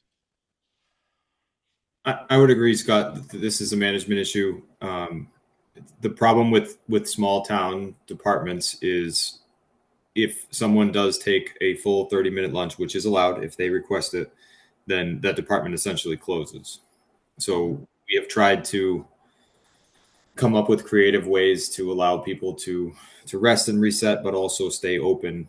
And the more strict we get with this, the less flexibility we have. So I would say we deal with problems when they exist, and we remain flexible to accomplish the mission when they don't. But I agree, it would solve one problem for some people, and then it would create a bunch of new problems. So I don't think you win either way here. So I'd rather keep it the same unless there's strong disagreement. No, not for me. Yeah, my only issue is that we run a mixed shop, right? You know, we have collective bargaining employees who have very codified things and non-bargaining unit employees who don't. So, I mean, I don't have a strong, I kind of agree with, Scott and Ryan that don't create a new problem by solving an old problem. The question is, are people raising it and saying, well, the police have a 30-minute defined lunch or whatever. I mean, if you're getting that kind of feedback where the non-bargaining unit employees are comparing themselves to the bargaining unit employees and asking for codification, that's one thing. If they're not, then I would leave it alone. We're getting one-off scenarios, and we're right. But there's no, if we had a larger issue, we would bring it to you. Okay, so I agree with that, with what you said. So with dress code, not urgent, but it's just a question that a lot of staff have asked because there isn't one. Not a lot of towns have a dress code, actually. Westford has a really strong personnel policy handbook. So this is far from the first time I've adapted from their policies. Just to make it so it's kind of more proactive approach for this. We haven't really had issues, but in case there were issues, we have something to kind of support that. And this is just making sure you're dressed appropriately for your job. And if there's any issue, then we can address it. And then just saying reasonable accommodations will be made as required by law. That's more like religious or anything. So if there's some reason we have an unreasonable department head, we're making sure that employee is protected. Yeah, I think dress codes are tricky because you even have it in quotes, business casual. And usually in quotes, you define it and there's no real definition. I mean, I think it's good to have the definition of clothing that is torn, stained, or otherwise. And again, inappropriate is somewhat subjective, but having something in there is valuable. But it's tough. I mean, if there's functionally something that needs to be done, for example, a DPW worker needed to wear steel-toed boots and didn't come with, appropriate attire, couldn't perform his job, or then had a, safety or, has an injury based on that. I mean, we just want to cover ourselves too. So I don't know. And I know that we have part of that in the DPW section. So I think that's where this also was a follow-up from a question of, well, what about the rest of the town, right? If the DPW has this dress code, what does that look like for the rest of the town? I do agree business casual is very vague, what that means. So I might not even really be necessary to have that sentence in there. The business casual sentence? Mm-hmm. Yeah, I mean, you don't really need it. Mm-hmm. That's probably the one Maybe, thing. What do you mean by business casual? Mm-hmm. yeah, maybe you just take that sentence out Mm-hmm. and then continue, including the sentence about clothing that's torn, stained, or otherwise inappropriate for professional workplace shall not be worn. Mm-hmm. Leave that in. Yeah. The other thing, I don't know if other people have this reaction, but when you read the two words dress code, it somehow conveys, well, maybe it's because of my Catholic school upbringing and having to wear a school uniform, very restricted and specific. I don't know if appropriate dress is, I don't, this sounds like it, I mean, when you read the policy, it's very, I think it's appropriate, but that title just kind of gets my back up a little. I was hoping maybe we could just hide it somewhere so it's not, doesn't feel like it needs its own section. So it's not. Yeah, yeah, It's just work attire or something. That's yeah. Ooh, yeah. um, Yeah. Hmm. There you the go. dress code. Sure.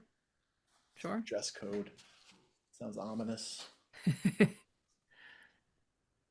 So there was more from the finance administration and a request to consider having a waiting period for benefits, just because, especially in the school end, when new teachers or subs start and leave really quickly, it's a lot administratively to manage, to get somebody into the insurance system and then out of the insurance system, sometimes within the same day. So somebody came and went within one day. So, this would be a request to make sure that making sure there's a waiting period before somebody qualifies. I don't, even though administratively that would save us a bit, I don't recommend it because I do know employees lose their coverage from their former employer, often like on their last day at that employment. So I would never want an employee to start stressing out that they have to wait till the rest of the month for insurance to kick in. I think that's a very difficult thing to start a job with. And so, yes, administratively, it takes extra time, but I think to support employees, I think they should be able to start the insurance on day one.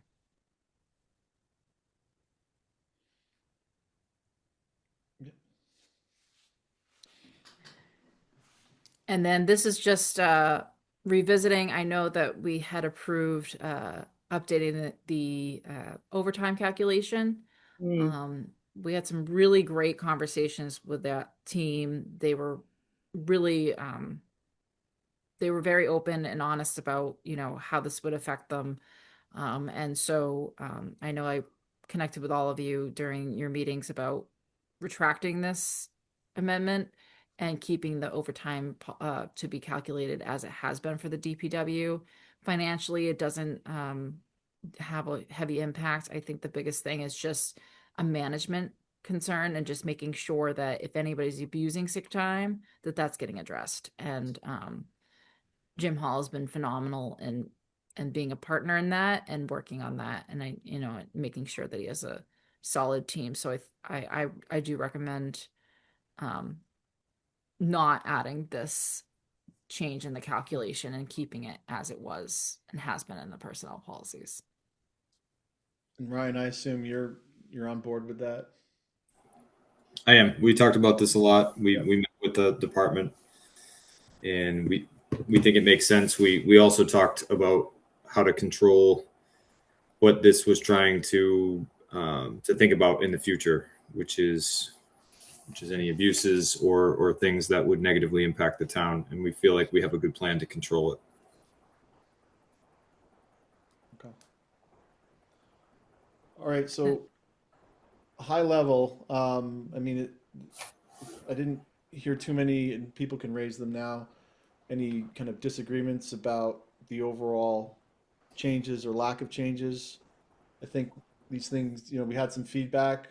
They do need to go through, most of my comments are, is this wording correct? Is the meaning correct? So doing a legal pass, knowing that at least, and again, if anyone wants to object, you have the select board support so that you can kind of finalize the language and bring that back to us. Sure. That would be great. Absolutely. And yeah, everybody was Travis, hold on, on, Travis. sorry. Yeah, I was going to ask Aubrey, we had personal meetings with you, which I thought were really helpful. And I appreciate the way this unfolded because it is really challenging to get all this stuff done, in a short period of time in a meeting. So I think you've done a good job at that. But I wanted to ask you also, are these all of the issues that we talked about? I didn't cross-reference from our meeting. They are. You didn't eliminate any No, of the items? I condensed some of the headlines, but I didn't eliminate any of them. Okay. From a process standpoint, I think it's important because going through them individually with you is really helpful. I think it's beneficial though, and it's needed to go through all of these with the select board, which you've done tonight. And as far as a policy goes or process, that would be my preferred process because, if you can eliminate some because one or two members said that, that wouldn't be fair to all the other members not knowing. So I think that as long as you've done that, I'm totally on board. Yeah, and you don't have to go by me, but folks were pretty much all on the same page with everything, which made it pretty easy to cross-reference and see wherever, how to update this. But yeah, I made sure everything was in because maybe somebody has thought about it since then and decided, they actually want to keep something or remove something. So I Right. appreciate that. Okay.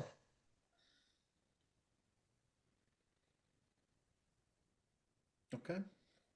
So we won't vote on anything tonight. I think Okay. we should just get the language finalized and do a, one big vote. Hopefully we can get that done fairly quickly. But are we free to release Aubrey to go to council to just make sure everything's? Yeah. Yep. And then we had a couple specific points of feedback on the dress code / attire. And you can certainly circle back with me if you have any questions, Aubrey. Sure. All right. Thank you all so much. Thank and for your you. patience. Thank you, Aubrey. All right. Great work. Thank you. So we had a late add to the agenda just because we had some agenda items shift around. So we put 15 minutes for the code of conduct policy discussion on there. And we don't need to finalize this tonight, but what Gretchen drafted was, or what she provided in the packet was essentially very similar to or almost taken from the, what is it, I want to say MIAA, but that's the sports league, the MA, whatever. At our last meeting, we talked about working off of that to do that. Barney and I separately reviewed it and just provided some comments. They're not reflected in this document. I can go through those, but otherwise, it's pretty consistent with what we had seen before. The one comment I had was under conduct, section B, bullet point 4. There's this statement: recognize that action at meetings is binding and that you alone cannot bind the public body outside of such meetings. I didn't quite know what that meant. Action at meetings is binding. And Donna Brewer reviewed that, and she provided alternate text to that one that isn't in here, but I can read it. And that is: recognize that actions and votes taken at meetings represent the will of the public body as a whole, and that you alone cannot represent the public body outside of such meetings unless authorized by the public body to do so. So that was her alternate version that I think makes a little more sense. Scott, but it's hard to just react hearing it, Yeah. but does it, the phrase that about outside of the meeting, it sounds like it's saying the person can't is the intent to say the person cannot make a statement about what that requires the committee to follow through on something that the committee hasn't voted on? Is that the Correct. intent? Okay. There are two different, I feel like there's two different things. So elsewhere in the policy, I think it's clear that an individual member does not speak for the committee, right? That's somewhere else. Unless authorized to, yeah. That's authorized. Then there's separately the issue of if a vote or whatever decision is taken in a public meeting of a public body, then that is the will of the people and that can't be countermanded. So I feel like that's been commingled in not a helpful way. I think, to me, I have to go back to the text here, but I think that we should make it clear that individuals, as we always do, individuals do not speak for the committee unless so authorized by the chair. And then separately, there's the issue if a public body, if a decision is taken in that public meeting by that public body, that's the decision, and that's it. Nobody should do anything to undercut that. And that's So what I think Donna's language. I know, but I don't think she's addressing it right. So I think that highlighted section is not right. It's not that you alone cannot represent, it's just that no actions and votes taken in meetings represent the will of the public body as a whole, and there shall be no separate whatever taken in aftermath of that. I mean, I don't want to wordsmith it here, but the second half of that sentence is not correct, in my opinion. And separately, somewhere else, I think it is pretty clearly spelled out that, you know, you are not to represent yourself or whatever, your own opinions. And I have to look at it now, but I think it's trying to commingle two things and not to the advantage of those two things, I guess is what I'm You saying. can break it out into two different points. Yeah. Scott, I had a lot of comments on this document. Okay. Some were just language specific. Some were conceptual, and I don't know how much time you have. I don't need to get into the specifics, but I think that I do have some concerns, or really kind of bigger questions about a few concepts in here. One is under C, the conduct in relation to the town administrator. I didn't quite understand with the first bullet: recognize and support the town administrator chain of command and refuse to act on complaints as an individual outside of the administration.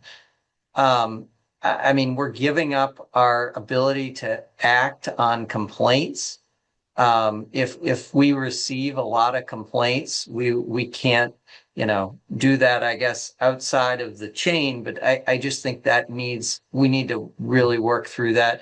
I wasn't sure what the next bullet means, where give the town administrator full responsibility for discharging their disposition and or solutions.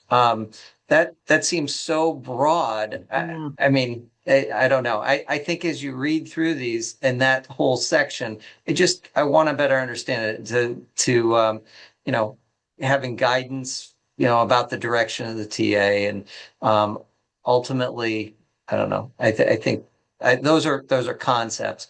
In D, I thought that the bottom of that, all elected and appointed officials, this is what Dave was talking, who interact with town staff must do so in a respectful manner, and understand employees should not be expected to take direction from any individual official on any matter. I think that's great. That probably should be, the highlight. That sums up the three bullets above it. So there were a lot of things in here, and I could, every one of them I could go into. And so do you want to draft this? Do you want me to send comments? What do you think?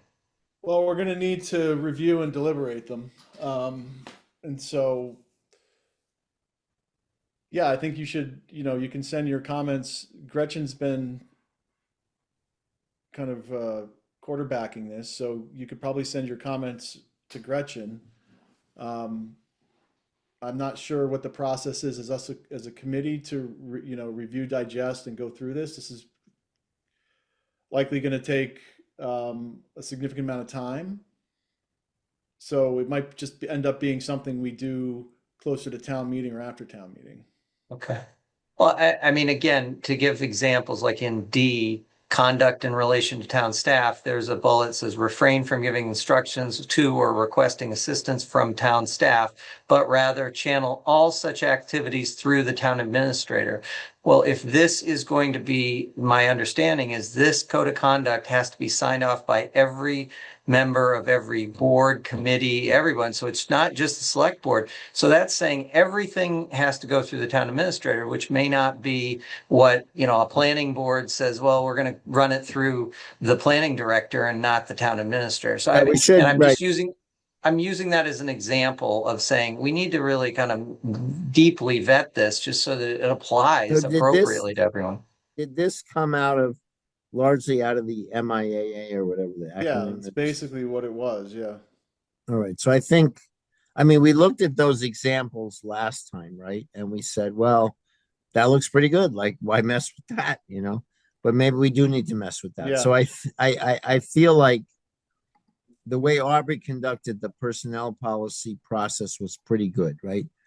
She met one-on-one with everybody and kind of got their feeling. And again, given the constraints of open meeting law, and it's not that we don't want to do it in public, but it would take like 4 meetings, right? Right. So I think maybe that's the best process. Does she own this? Who owns this right now? Well, Gretchen is the one that has been working on this. Right. Just, So maybe it's Gretchen yeah. that we should sit and each of us give our opinions and let her synthesize those. Because I think what Travis is saying is absolutely correct. And I don't think that I want to separate. I mean, now that he's raised it, that it shouldn't be so prescriptive. These conduct policies are very high level. Like, don't, what is that Google used to say before they went to the dark side? Don't be bad. What was their thing that they said? Don't be evil. I mean, they had something, and then they changed their mind because they are that. But and to be fair to Gretchen, this was kind of there wasn't an intent to put this on this agenda, but we had an okay. opening, and But so I mean, having looked at it Yeah. and thinking about it, then I would say, what we're going to need more Travis says has a lot of merit. customization. Yeah, Maybe maybe one-on-ones would be more efficient to let her get a sense of that thing and she's very good at synthesizing, people's opinions, and maybe we can get a work product that's more reflective of our collective opinion to present next time. Okay. Well, can I offer maybe a slight modification of that? If I think it would probably be helpful because this is, at a sort of higher level than say the personnel policies, which are more specific. If people have concerns about particular sections, to send that information to Gretchen so that then the parts of it that people are comfortable with can just stay, you're not asking Gretchen to go back and revisit every single thing in it with each select board member. I'll talk to Gretchen. Let's put a process together to do that, kind of like what we did for the personnel policy and a timeline. And then I can send out an email to folks to say what the expectations are in terms of do you meet with Gretchen? Do you want feedback? And we'll put some dates on it, and then we'll go from there. And even to determine, is Gretchen the right person? I mean, she was just helping out. But I'd like to discuss that a little bit offline with Ryan and her and see what makes sense. Like, how do we, I assume, let's assume we're going to work off of a starting point, but we're going to need some heavy customization. What's the best way to get that done? Fair? Yep. Yeah. Okay. So I think we'll follow up on that. I think it's fair, Scott. To my point on the last thing with Aubrey, I thought that process was really good. But as long as everything is shared, because you can't have a situation where, they condense these things and then my opinions or your opinions, whatever, aren't somehow reflected, even if it's that we get every draft and if you take the time to look through every draft. But well, I mean, look, I mean, you have a choice, right? You can do it in full open meeting law where we just bash it around, and tie everybody's time up. Right. Or do like, this way, which is sort of like town administrator evaluation style, where you deputize somebody to synthesize and trust her judgment that where there's honest debate, she'll flag it in the thing she presents and say, here are two, opinions on this. I'm fine with that. So that's what I would say. Okay. I think she's smart enough to figure that out. All right. I think there's like 80% of it is fine, and then there's 20% that we'll need to focus in on or take out completely, right? Like, right. Got it. So actually, I have an action item on that, and so I'll be following up on a process to move this forward.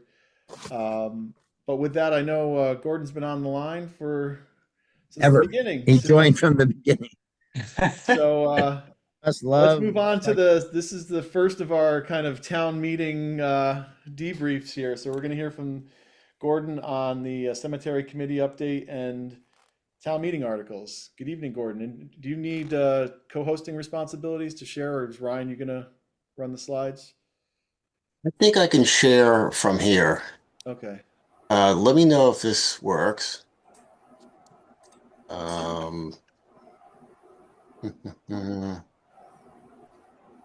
Okay.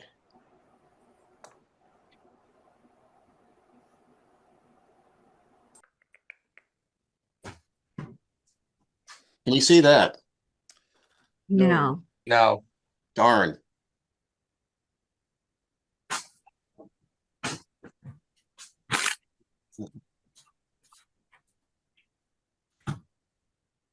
Co-host, okay. They try again.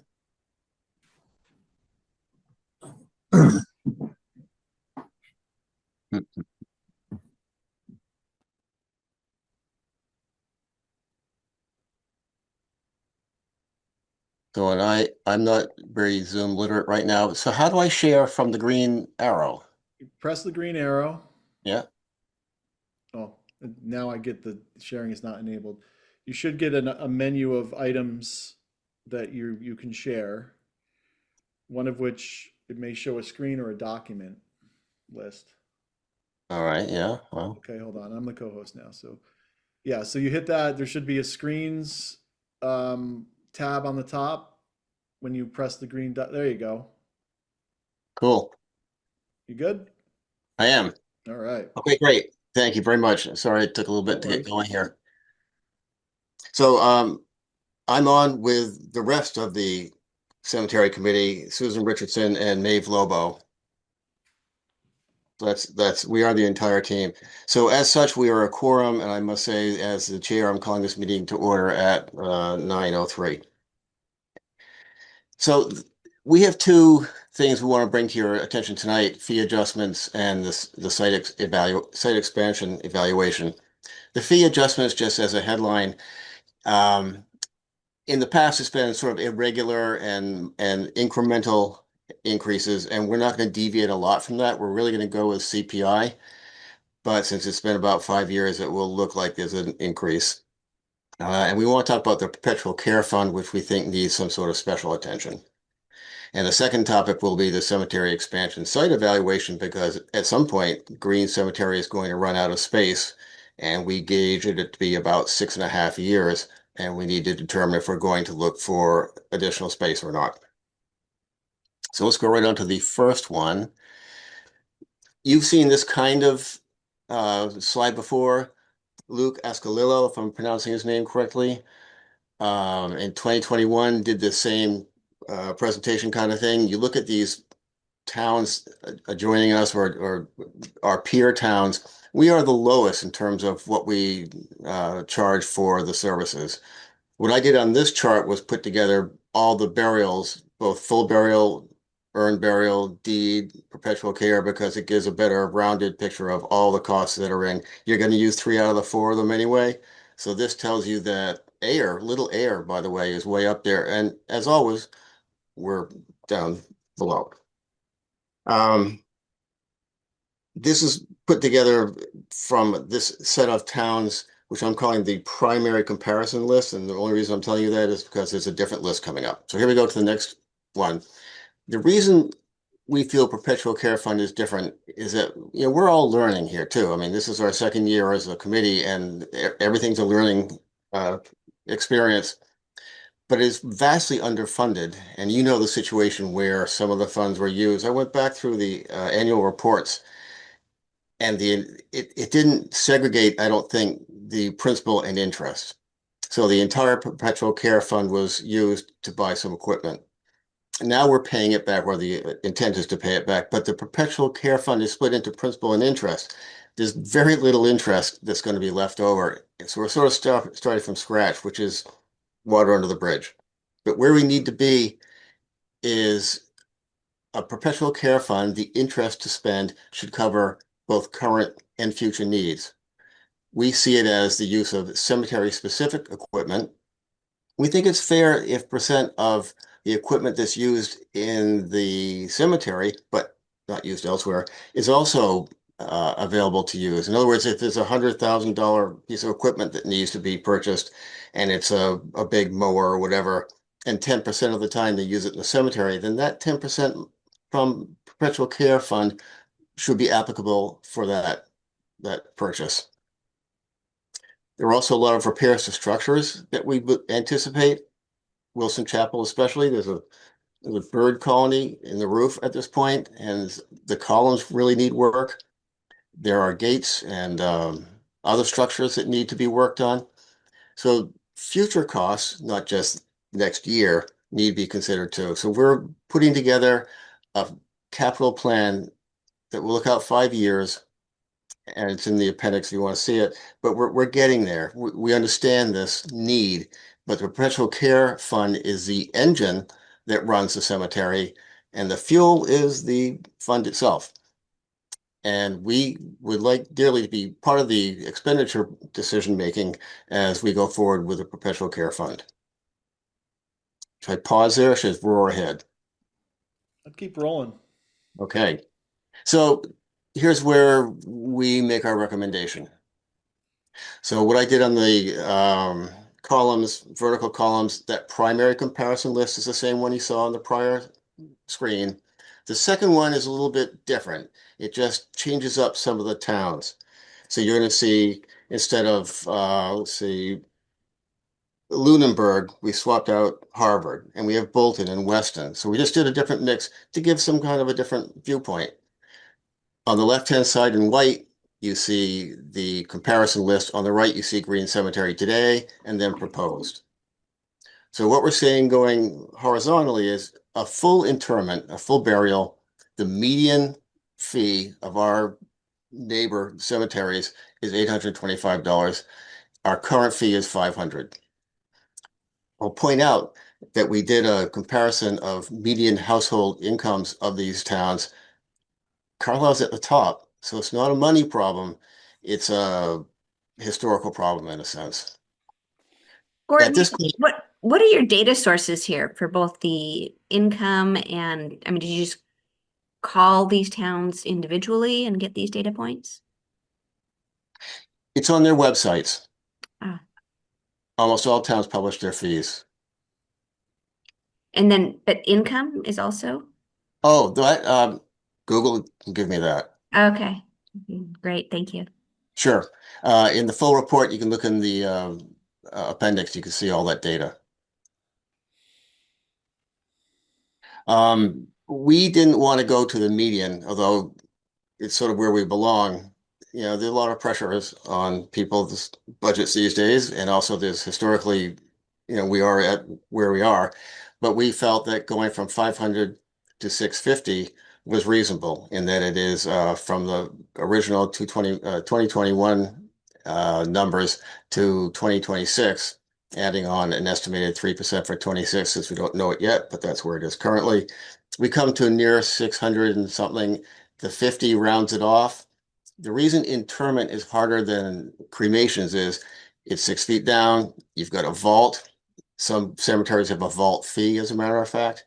You have ropes and slings and roots and water, and it's just so much more complicated. Every other cemetery we've talked to quite a few, put in a buffer for those things. There's no average burial for full interment. There's always something that goes on. Cremations, you see the median at 325 for the first list and 300 for the next. We're at 250. The CPI that I use comes up to 300 for our proposed number there. And on those two, we recommend a weekend or after 3 p.m. fee, as almost every other cemetery does, and we don't. We don't compensate for overtime or those people coming out on the weekends, and we think it's a reasonable thing to ask. So now we get to the deed and the perpetual care, which are bundled. So today we're charging 300. It gets split. So 150 goes into perpetual care. We're looking at a median of 900 and 800 in our comparative lists. We feel that 600 being under that is still a valid number. It's an increase for sure from where we are today. It's a step in the right direction. We have a lot of things we need to accomplish, and this is where it comes from. So Gordon, when are these fees due exactly? Like what's due at signing and what's due when? When you buy the deed, when you buy or sign up for the deed for the lot, that's when you pay the deed and PC fee. Okay. You would pay the interment and other fees at that time, or a family member would. When those take place. Yes. Got it. Okay. Yeah, it's an interesting situation. You don't really know it until you go through it, but you have to pay for the monument base, you have to pay for the monument fee, then you have to pay for the inscription. You know, everything has a fee associated with it. So this is really just part of it. This is our part of it.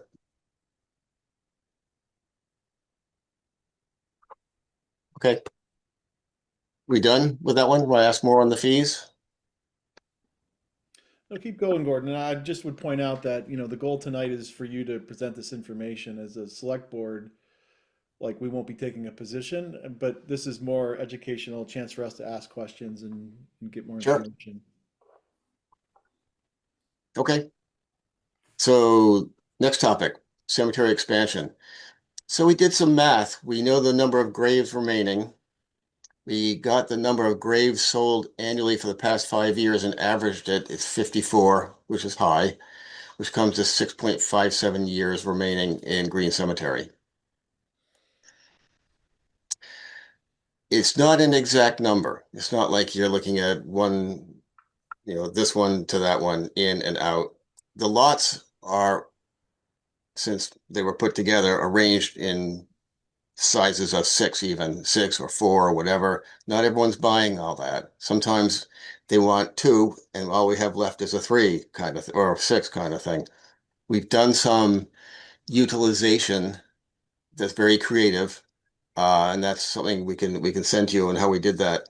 But I'm just saying that this isn't a hard number. This is a pretty approximate number, but it's a pretty good number. Fortunately, there's a Levitt parcel that the Levitt family left to the town in 1938 for the exact purpose of using it for Green Cemetery. It's 5 acres. It slopes up from Spalding Field, comes up to the cemetery, abuts it. Part of it is actually being used by the DPW as a brush pile repository. We've walked it with Jim Hall. It's a nice piece of land, that's all I can say. And it's a gift, and I thank Susan for finding it in the archives. So Google again, I cited my source here, gives an average of 1,000 graves per acre, which, depending on the layout and other data points, would give us anywhere from 20 to maybe 55 years.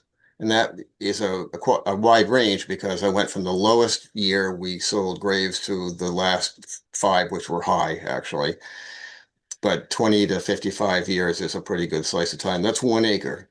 And there are 5 there. Probably, it would need some topographical studies, but 2 acres would seem to be viable. We don't have any, plans for any kind of layout, but that would be sort of your standard number. So Stamsky and McNary very kindly gave us a quote, and here are the numbers. It's in the full packet, but I just put them in a simple table. I took the high end of all of these. So this is, if they say it would be between 600 and 800, whatever, I took the high number, all the way down. I added on a contingency. I added on a backhoe, even though it wasn't in there. So I came to a grand number of 16,000. And that would be a big number for site, the big number for site evaluation.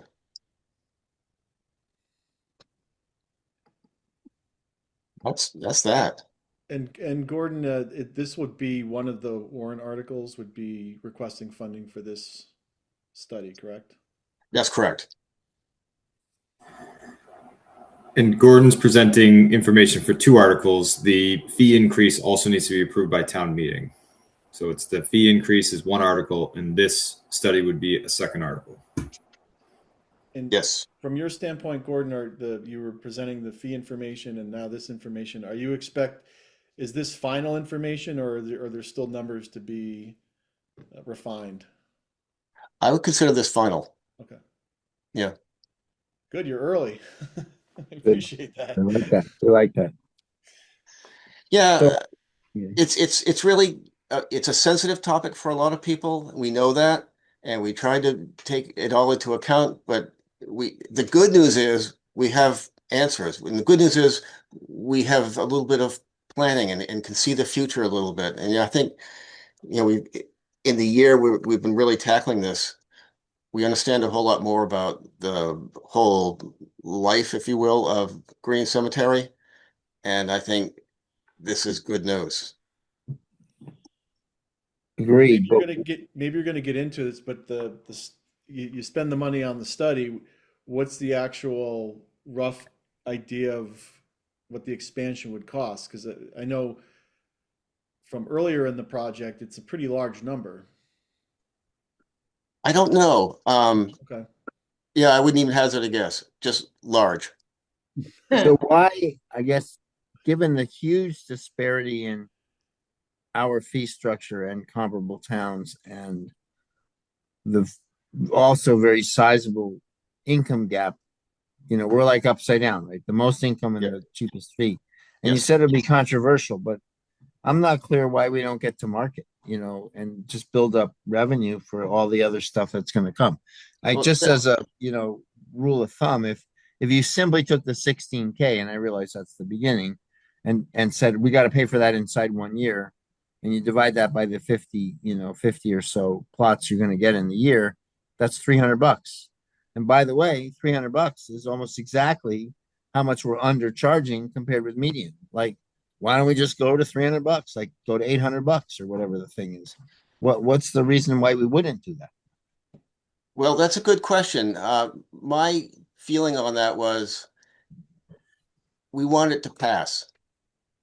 And there are so many expenses, and everyone's very sensitive about all the budget increases that I don't know if we put that in there, it would pass. I mean, what you're banking on is that the minority of people who think they might need a plot might vote against it, and the majority of people who don't need a plot, like they're like, well, yeah, pay for it with fees. I don't really, I guess I don't agree. I mean, I think we got to get to market. We have a scarce resource. In the scheme of things, if you pay 300 or 800 or 500 or 800, it's for the rest of your, afterlife. I mean, it doesn't seem like a lot to me. No, Right. I agree. Just bring it up to par and be done with it. We're right at median, done. And we need it if we're going to preserve the cemetery and for future generations. We have had the median talk. Yeah, we've discussed that too. Well, we just bring this to you and we look for feedback. So that's good feedback. And I mean, the downside if they vote it down is we'll run out of plots and we won't fund the expansion. And then you're totally, 5.5 years from now, it's over. Go somewhere else. So, I mean, I don't, to me, it seems like a no brainer, actually, but I may be simplifying it. Gordon, can the fund be used for a study like this, or does the study have to be funded through a warrant article? I mean, I know we don't have money to do this in the fund, but could you use fund? Is that an allowable use in the future? it's vague. I've tried to research this, but it's vague. It really depends on the commission, which is you. In terms of, does it meet the definition of how the fund can be used? Yes. I see. But you don't have to, Scott, I don't think you have to go 1-to-1. You just No, increase I'm just the curious, cash and then you have money to spend it on the other side. I look at it, and I've mentioned this before on other cemetery things, but Gordon, with this expansion, it's contiguous, it's adjacent to the existing. Would it be incorporated into the existing, or would it be considered a separate cemetery?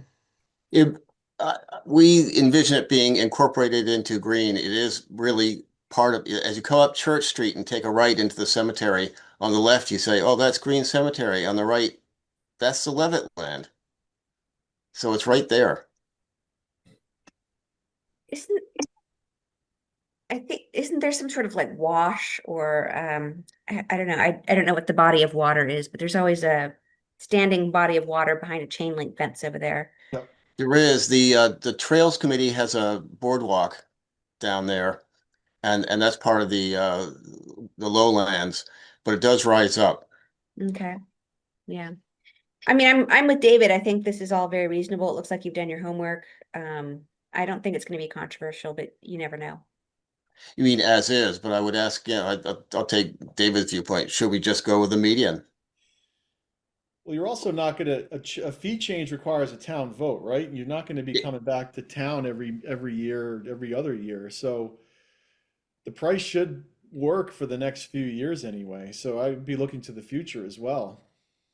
Yeah, I, So I, I would support going to the are median. you, are you Gordon. I two would too. also, you're all voting median? Yeah. Yeah, Yeah. I don't, and I don't think it's you know, everybody's gonna die, but it's being in Green Cemetery is, something you should pay to be in, right? So it's not just automatic, that everyone's there. You have to pay for that. It's, well, as David said, it's a scarce resource. It We, is, we, and we we should knock that charge the around too. users. The people Yeah, who want to use it should pay for it. And we also need to recognize that it needs to be maintained. And that's going to go on for, how many hundreds of years, right? But we have to right. get that established. So there's ability That's to right. pay When for it's that. closed, you still need to mow the grass. Right. I will note that the last time we had this discussion, seriously, when Booth brought something to town meeting, was that 5 years ago? Yeah. I think, yeah. Well, we had a real rush on requests for plots leading up to the vote, so we may see that again. Oh, we have. As soon as there Mhm. was an article in the Mosquito, Yeah, we had another rush of votes. So that's why the average is so high for, number of graves sold in the past yeah. 5 years. So we Yeah. need to get, yeah, we But need to now, get. so what? They get in under the wire. I mean, it's not the worst. You have to give No, them I'm not saying you shouldn't do that. I'm just saying that that's even more reason to get the price up. right. Just Ought to get it be. right. Yeah. Just amazed you need a town vote to change the fee. Yeah. Yeah. Yeah. I will point out, if it's any comfort, I was listening to Marketplace just before this meeting and on the radio, and Google has just come out with I think it's Google or Meta has come out with 100-year bond because they want to build these data centers, and they recognize it's gazillion dollars, and so Oh. they're putting out 100-year bonds. So hey, people are taking the Wow. long. So take the Yeah. long game. You want to be in for the perpetuity? It's pretty cheap. I agree. It's the best value 100 in years from now, town. that $800 will buy you. You've already got yours, Travis. I do. I do. I'm a value hunter. Okay. Well, that's great feedback. I think we're leaning towards your recommendation, your advice. Obviously, you are the committee and the commission. Good. Good. Anything from Susan or Maeve? You want to comment on anything?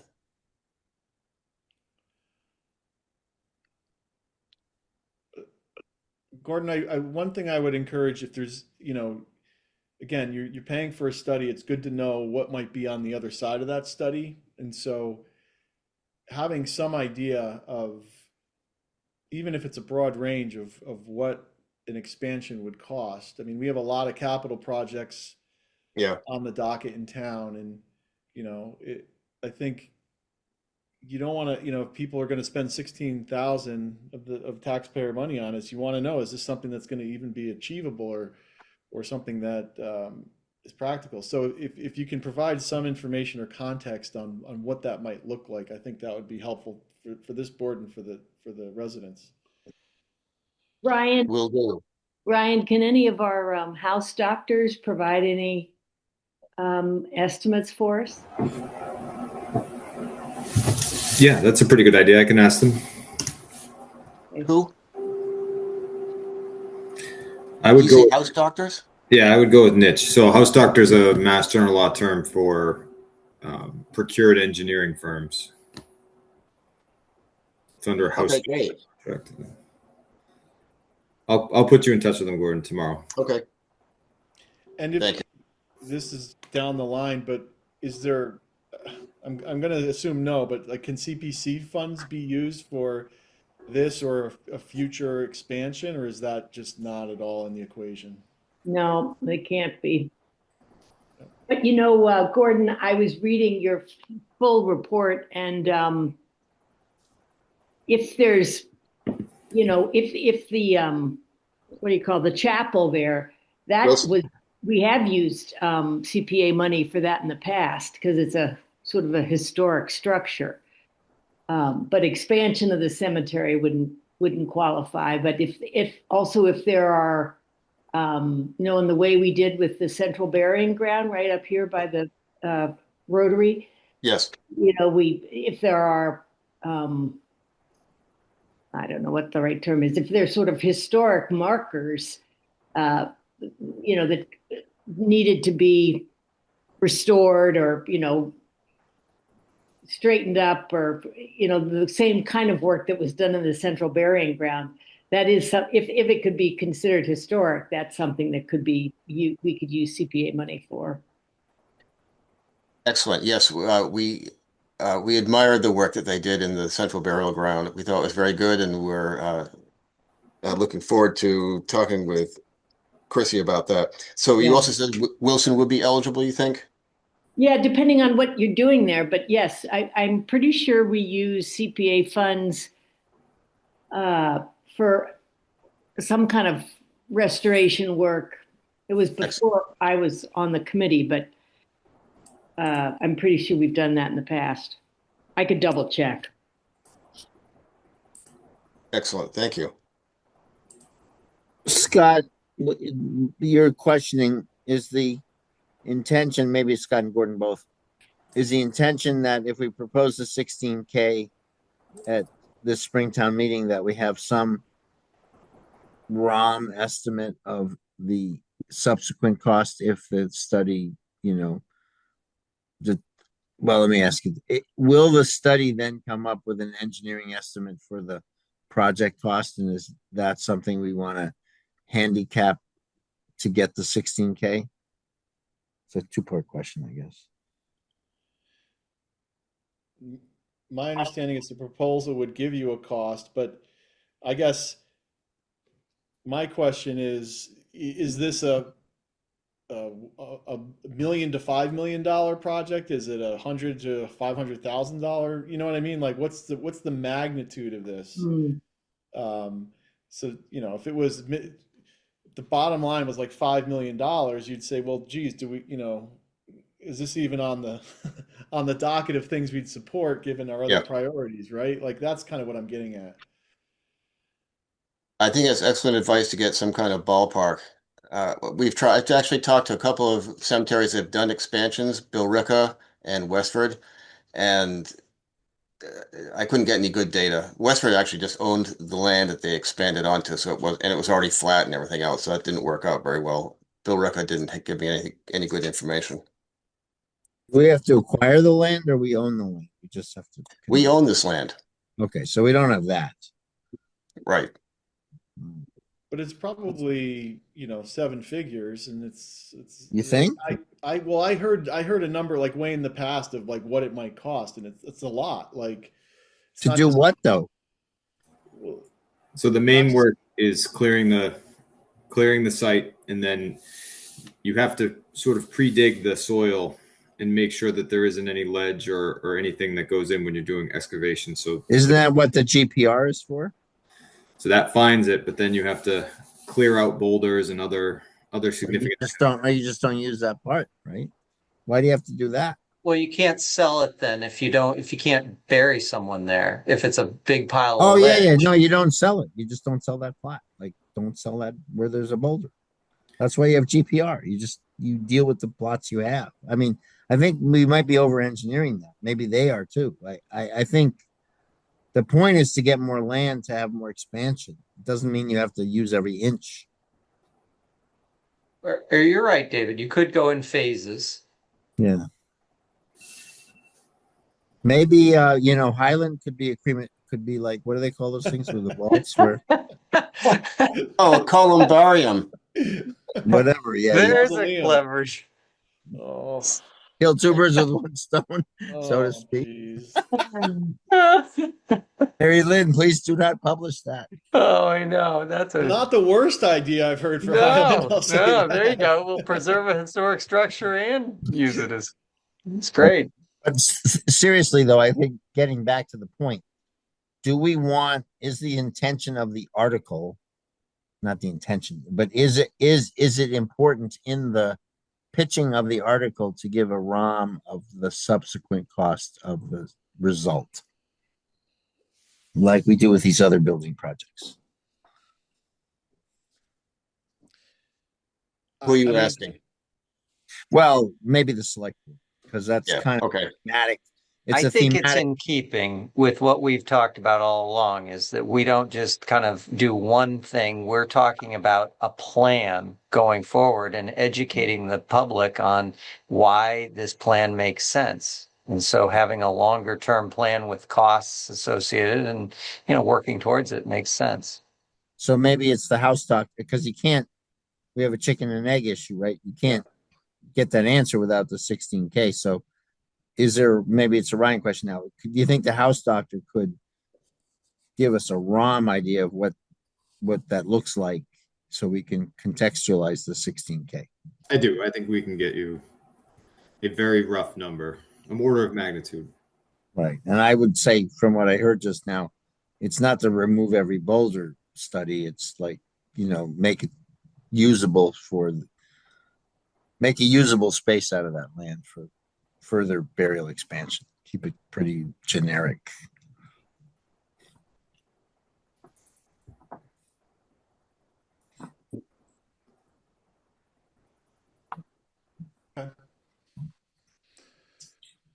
anything else for Gordon and the committee? Gordon, Great I work, thought Gordon. this was really a thorough not only the presentation, but the backup data and what your committee has done is really impressive here. Oh, thanks. Great. Thank you, Gordon. Yeah, thank You're you, Gordon. welcome. Thank you, everyone from the Thank you committee. guys for the feedback. And don't forget to close your meeting. Thank you very much. Do we hear a motion to adjourn? So moved. They might have already left. All right. All in favor? Aye. Thank you very much. Bye. Okay. Very good. Okay, we're on to the TA report. Great. Thank you, Mr. Chair. I just want to, it's already was said by the board, but the cemetery committee has far exceeded any expectations I had in terms of the work. And it's such a great thing to identify a future problem now and to start to work on it without the drama and the rush. So I don't think I can thank Gordon enough and team for what they've done. It's a small team too. Yes, and Gretchen staffs that. We affectionately call her the crypt keeper. She does a lot. So she also deserves some credit for helping staff that committee. But on to my report, as I'm sure we all want to get through this meeting tonight. First, I would like to just reintroduce the idea of my February coffee hour being hosted at the Gleason Public Library. I encourage people to come and see what will now be a warrant article about funding for the renovation, or talk to me about any of the warrant articles that were discussed tonight to include the budget. That'll be February 17th next week. And as I have some special guests, my kids will be with me because it is school vacation week. So you can also ask them about me, I guess. Or following up on that, with all of the town meeting information coming out, we do encourage people to sign up for email alerts, the newsletter, and our podcasts in order to stay up to date with the warrant articles. We'll be pushing tons of information per the marketing plans that the town meeting study committee has put out about all of these warrant articles. And the more people come informed, the better the conversation is at town meeting. At the time of publishing this report, I didn't have an HR report. However, you do know that we appointed Mark Cianci as the ACO, the Animal Control Officer for the town. Important to just make sure we're continuing to update you on any appointments that are made given the change in the TA bylaw and the appointment process. For department updates and information, and this is something that I don't expect to decide tonight, but we should decide very soon, is considering all the bylaw changes that are being proposed for the fall, at least 3 that I know of right now, the wetland bylaw, the historical demo delay bylaw, and the bylaw you heard about tonight, the clustered housing, the potential for those 3 would require significant planning and spacing of public meetings and outreach, et cetera, much like last fall town meeting. So identifying that date as soon as possible would really help those boards back plan, as they'll be doing a lot of the fall town meeting prep before we even begin the annual town meeting. Ryan, could I just add to that? We also we would want to specify a deadline by which the bylaw needs to be finalized, because coming out of the summer, if you recall last time, people are on hiatus, they come back, it's right around the corner. It's not enough time. So you need to set an early September deadline to have that bylaw finalized, which means people are working over the summer. Do you want to forward us dates for the town meeting to consider? We can. We're recommending either the week after Halloween or the week before. So we're targeting late October, early November. But we'll send you dates. Well, and it's the consensus of the town meeting study committee that we understand the reasons why we went to Monday for the spring, because we were late. But we remain supportive of the Sunday town meeting, and then it'll be reflected in our report. The question will be if it's a longer. There were several alternatives proposed for a longer town meeting. One is you start in the afternoon, you take a break, and you come back after dinner, which I'm personally not very sanguine about making that work. The other suggestion is that your Monday night is your backup after the Sunday, but you try to, of course, get as much done as you can on Sunday. And then the third one, which also people don't think is very good, is you have it Sunday and then the following Sunday if you can't get it done.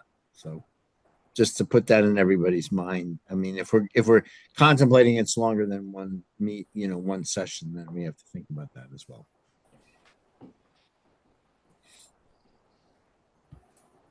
So we're all right. Fall town meeting. Thank you. This will come up again until we get you to set a date. I'd like to talk next about a grant we received. This is the hard work of Gretchen. She does a lot of hard work, but as previously reported, we received an ADA improvement grant, and she completed the procurement process as she is MCPPO trained and awarded a contract to the Institute for Human-Centered Design. This firm is going to evaluate our facilities, our website, and other public-facing resources to develop recommendations on accessibility and making sure we're compliant with the ADA law. So this will add a layer to the capital plan. I don't expect it to add necessarily a ton of new projects, just things to consider, much in the way we consider sustainability as we look at capital investments. You will get a full presentation about this when the report is ready. We don't think it'll take that long, a couple months.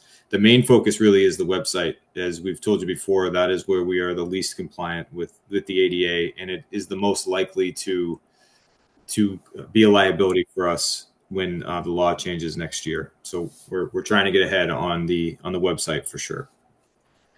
Got a couple of bike rides for you to approve. The motion is in your packet. We have the National Brain Tumor Society ride. They're requesting permission to use the Carlisle roads for their event. This is on Sunday, May 17th. They would travel along a portion of the town streets, and they've coordinated this activity with the police department. And similarly, the Concord Museum is holding its second annual Paul Revere bike ride. This will be Saturday, May 16th, so just a weekend of biking. And they expect 600 cyclists going through Carlisle at one point. They've also coordinated with the police department, and Chief Amendola is recommending approval of both. If you're willing to approve those, that would be great. I have no problem with either, but in addition to coordinating with the police department, can we coordinate with the DPW just to make sure we have safe bicycling? Can they fill any potholes? I mean, it seems like some of these holes around here could really throw off a bicyclist. Just some patchwork. If I'm being honest, Christine, I would say that we could probably identify potholes, but filling them would require an analysis of resources. I mean, I we see. have to fill potholes. Okay. Yep. But I don't have any problem with the bike rides themselves. Quite a coincidence that there's two right in a row, though. Yeah. We're not closing any streets. If it's necessary, the police will, and if there's a cost associated to that, the rides pay for it. So they're working to not do that if possible. But the police do a good job of coordinating this, so you barely notice unless you're on the route itself for that particular time. And do we have a sense of how big these rides are? Like how many participants? I don't think they're. Well, yeah. The Paul Revere had 600 cyclists last year, and I believe the Brain Tumor Society ride is about is similar in size, maybe even a little larger. Yeah, those aren't. Okay. Does someone want to make a motion on those? Number 8 in the packet. Yeah.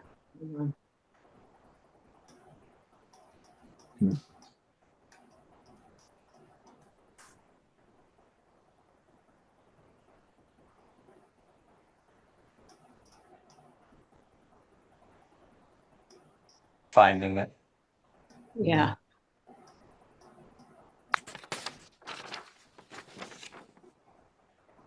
Let's see. I move to appoint the request of the Concord Museum for the use of the town roadways for their Paul Revere's bike ride event on Saturday, May 16th, 2026. Second.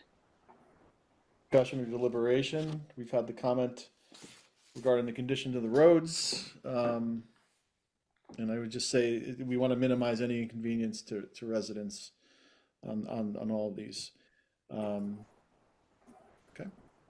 Take a roll call vote, please. Arnold, I. Modell, aye. Nell, I. Stevens, aye. Viola, aye. The next item in this report is Do you want to do No, we have the Let's do brain the tumor. other You want one. me to do that one? I'll Yeah, move to approve the request of the National Brain Tumor Society for the use of town roadways for their charity bike ride event on Sunday, May 17th, 2026. Second. further discussion or deliberation? Do another roll call, please. Arnold, I. Modell, aye. Snell, I. Stevens, aye. Viola, aye. Okay, and then thank you. For the next part of this report, we're looking to report out on our volunteer training plan, and this is part of your select board goals. So we think it's important to let you know what's going on. With Gretchen on the lead, she is now the point person for all boards and committees, taking over the all board meetings and the volunteer training. So we're trying to combine those two and make the commitment for volunteers to be limited. So a quarterly check-in and meeting, chair training sessions from in July and September that are required, and we can't make anybody come to them, but we will advertise them as required. We're updating the volunteer resources to make sure that they're clear and easy to use, and this is happening in conjunction with the town clerk. We're developing AI-based templates to support volunteer work, and we'll roll that out to you in the future. But essentially, the way the AI tool we're working with would work is a chair would be able to say, here is my agenda items, and it would spit out a agenda based on a template we've submitted. So it takes away a lot of the formatting, et cetera, and just focuses on what we want with the chair, which is the content of the meetings. We'll show you this more. There's a lot of detail here. The same way it would work with minutes, et cetera. So we're trying to add technology to help volunteers as well, and we'll train it. We want to create presentations to include the potential for short educational videos that people can watch or listen to that would allow them to, work out or go for a walk and learn how to be a great volunteer in town. So the challenge for this is implementing the program. We can build all the tools we want, but you need to make sure that your volunteers are following through. And I would tell you that the people that you really want us to train are the ones who are the least likely to go to these volunteer programs. So we should be thinking about how to make sure that people are taking advantage of these resources, because I think almost all I do think all the volunteers want to do a good job, and this training helps them focus on the policy and stuff, and not necessarily some of the problems that can come with volunteerism. So we're really working on that program and taking your goals seriously, and we'll continue to report out on that. Is it possible to offer any sort of incentive like food or, I don't know, a fun raffle or I don't know what, but anything to get people to want to come? We're willing to try it all. And you have some volunteers that go to everything that we put out. Right? Yeah. They're all trained, so we need to make sure we're training everybody. Focusing on the chairs would help too. The chair is a significant job, and Yeah. the stronger the chair, the stronger they're likely to get all members to go to things. Okay, my next item is an updated organizational chart. This is not quite in effect yet because the TA bylaw hasn't passed, but if you're looking in your packets, you'll see the overall town structure, but more importantly, the second chart, which is the employee and staffing structure, and it's color coded so that you can see who appoints who and who reports to who. That was the intent of this one. So in red, you see the fire chief is responsible for all fire personnel. Anybody in dark green, the Carlisle green, is a appointing body that is not the select board or me. Your appointments are in the light green, and then mine are in the blue. So just a quick chart to see how the TA bylaw has changed things or clarified things. Yeah, I like the approach, but I do have some questions for you, Ryan. So one is on the fire chief, like, why are you separating that out as compared with the library trustee or library director or the police chief? Don't they all appoint their own organizational people? So the library trustees appoint any library of personnel. You appoint the fire chief, but the fire chief appoints his, if it's a she, their people. You cannot tell the fire chief who to hire. You only have appointment authority over the fire chief, according to the. So that's one comment. I didn't understand why Conservation Commission and Land Stewardship were not under land use, and why Agricultural Committee also was not under land use. It seems like they should all go that way. Is this the town structure chart? Yeah. I'll take a look at it. I believe it's because they're mass general law or statutory boards. It's all MGL. It's all under the MGL. So anyway, take a look. And then on the department level, I think it's very confusing, the hard lines from select board NTA to all these departments on the center line. And then on the right side, there's definitely not a hard line from select board or TA to the CPS superintendent or the CCRSD superintendent. So. Okay.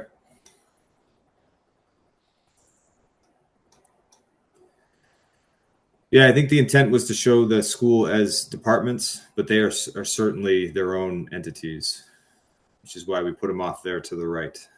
But it is a very flat organization because of your structures.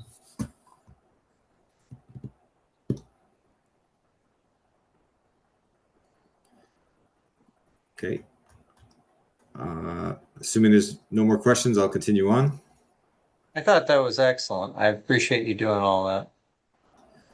And we'll continue to update it. Again, it doesn't go in. We have agreements with most boards and to implement the TA bylaw prior to its implementation, or at least delegate the authority, but it doesn't really come into effect when the special act is passed. Sorry, I think I muted out at some point in this, but did I talk about the solid line, dotted line stuff? Yeah. Yeah, we heard. So you, please David. look at that. All right, thank you. Yep, we got that. You're right. All right. As we told you earlier, the finance committee is coming to talk to you at your next meeting, and that'll be a significant chunk of the town meeting stuff that you can walk through with them. Their intent is to recommend a budget solution to you per the guidance you gave them. And then the next version of the budget would be any guidance they receive from you based off that second draft, or what we're calling draft 2. We've also budgetarily submitted 3 significant grants over the past month, and we're waiting results. The first would offset the cost of the design for the connected car Carlisle sidewalk project. This is what's called a Complete Streets Design Grant. We also applied to accelerate the digitization of our land use departments through the Community Compact IT grant. And then the third was design funding for the Town Hall RTU replacement project. This was Sarah's work on the Climate Leader Design Grant. So all three were significant efforts, and we're hoping to get all three. It would be great and help with the capital plan. As always, I tell people all of the latest budget information is on my website, Town Administrator, on the left navigation under budget information. We're putting everything right there. For capital project updates, there is no significant update to the elevator. We are working through submittals, and that will not start until the school year is over, but we are continuing to track progress there. The Town Hall bathroom renovation, for anyone who's been in Town Hall, is ongoing. They expect to be complete in the next week. And then we'll have 4 functional bathrooms again and a lot less complaints about going down to 2. You would not, if you don't come to Town Hall every day and you're listening to this, you would be surprised how many people are in Town Hall all day. So going from 4 bathrooms to 2 is a big deal. And we can't wait to have them all back and complete. You heard about the cemetery. All of that is on pause because it's buried under 2 feet of snow right now, but we'll get back to it when the spring begins. For Cranberry, moving on to CPA projects, for Cranberry Bog Dam number 1, Sumco presented their results of their ground penetrating radar survey to the CONSCOM. Before approving any additional work, the CONSCOM requested that these findings be reviewed by an independent engineering firm. This is because Sumco found stuff that they needed to analyze. So basically they asked, where do you want us to repair? And they're not engineers. So there's an engineer coming to say how much of the results of the ground penetrating radar should be addressed in an emergency manner before we put out the next phase of the repair project, which is phase 1. And that is an RFP to complete a full rehabilitation minus the spillway, which would be phase 2. And the spillway discussion, I'm calling it the spillway because that was what it was originally called, but some type of relief for the dam is phase 2, and that will be decided once the hydrology studies are complete, which they almost are. You will receive a significant briefing from the CHT about their work to advance the schematic design phase of the Bog House Affordability Housing Project. I expect you to have lots of questions about this, so we're going to try and send you as much information as possible. But the general premise is to have an architect work through the schematic design and site review with some site surveyors and civil engineers so that we can understand the full scope of this project before putting it out to bid. For building construction projects, the biggest update from the library, I did attend a meeting about the library. The MFC met with the library trustees on Friday. That was after I wrote this. The big reveal from there is the need to go for additional funding at town meeting, which was known but is now official. Additionally, we coordinated the mechanical room expansion and the library coil project, which are both MFC projects, with the architects and the library trustees. The MFC is happy with the coordination of those efforts, and they will continue to fund them with their funds, but they've turned over operational control to the renovation project under the guidance of our OPM. So the MFC is going to continue to track those projects, but they have moved it into the library project, which makes it one more coordinated project, which I think is a good thing. For the police station renovation, construction is ongoing. Outdoor work has stopped because of the snow. They continue to do indoor work, and we did receive today the full result of the soil that was moved off site. We'll have a full financial analysis, but what we thought was happening is happening, so we're still on budget. We're using contingency for that, but not concerned about the overall cost yet. There's still more dirt to go, but we still think the contingency is going to hold, and that project can be considered on time and on budget. The fire station renovation, the FSBRC met last week to discuss the design of the fire station. A big discussion point last week was the HVAC requirements on the floor, so the radiant heat of the big open apparatus bays. They wanted to make sure that we're meeting climate leader eligibility, stretch code eligibility, but also meeting your intent for controlling cost and using the most cost-effective methods possible. So there's going to be a proposal for a hybrid solution or a design for a hybrid solution that will bring gas as a backup, but heat pumps to heat that floor as a first option. And they think it'll be cost neutral because of savings, et cetera, but it doesn't change the overall cost of the project. So still meets your intent. Lots more to come on the fire station when they present to you on May 10th. They're also working with the planning board on May 9th. And we've tried through Julie to coordinate all the efforts with the Board of Health and the CONSCOM so that this project can move forward to town meeting. I keep telling everybody, if there's a red flag that this needs to stop, we need to know immediately, but we have not seen a red flag yet. So we're driving forward, hoping that this can happen. The late March bidding process that will lead us to a solid number to bring to town meeting, which if it happens, I think is a tremendous credit to the architect, the OPM, and your town staff.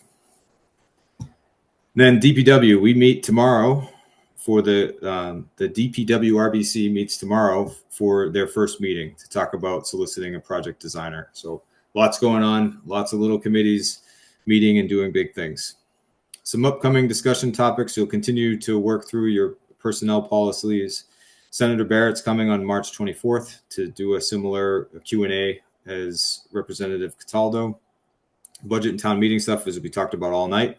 And we have finalized draft agreements with the police and fire chief that we'll bring in front of you for a formal vote. And you'll get that information prior to the vote in case you want to have any executive sessions to understand or finalize any of the negotiations.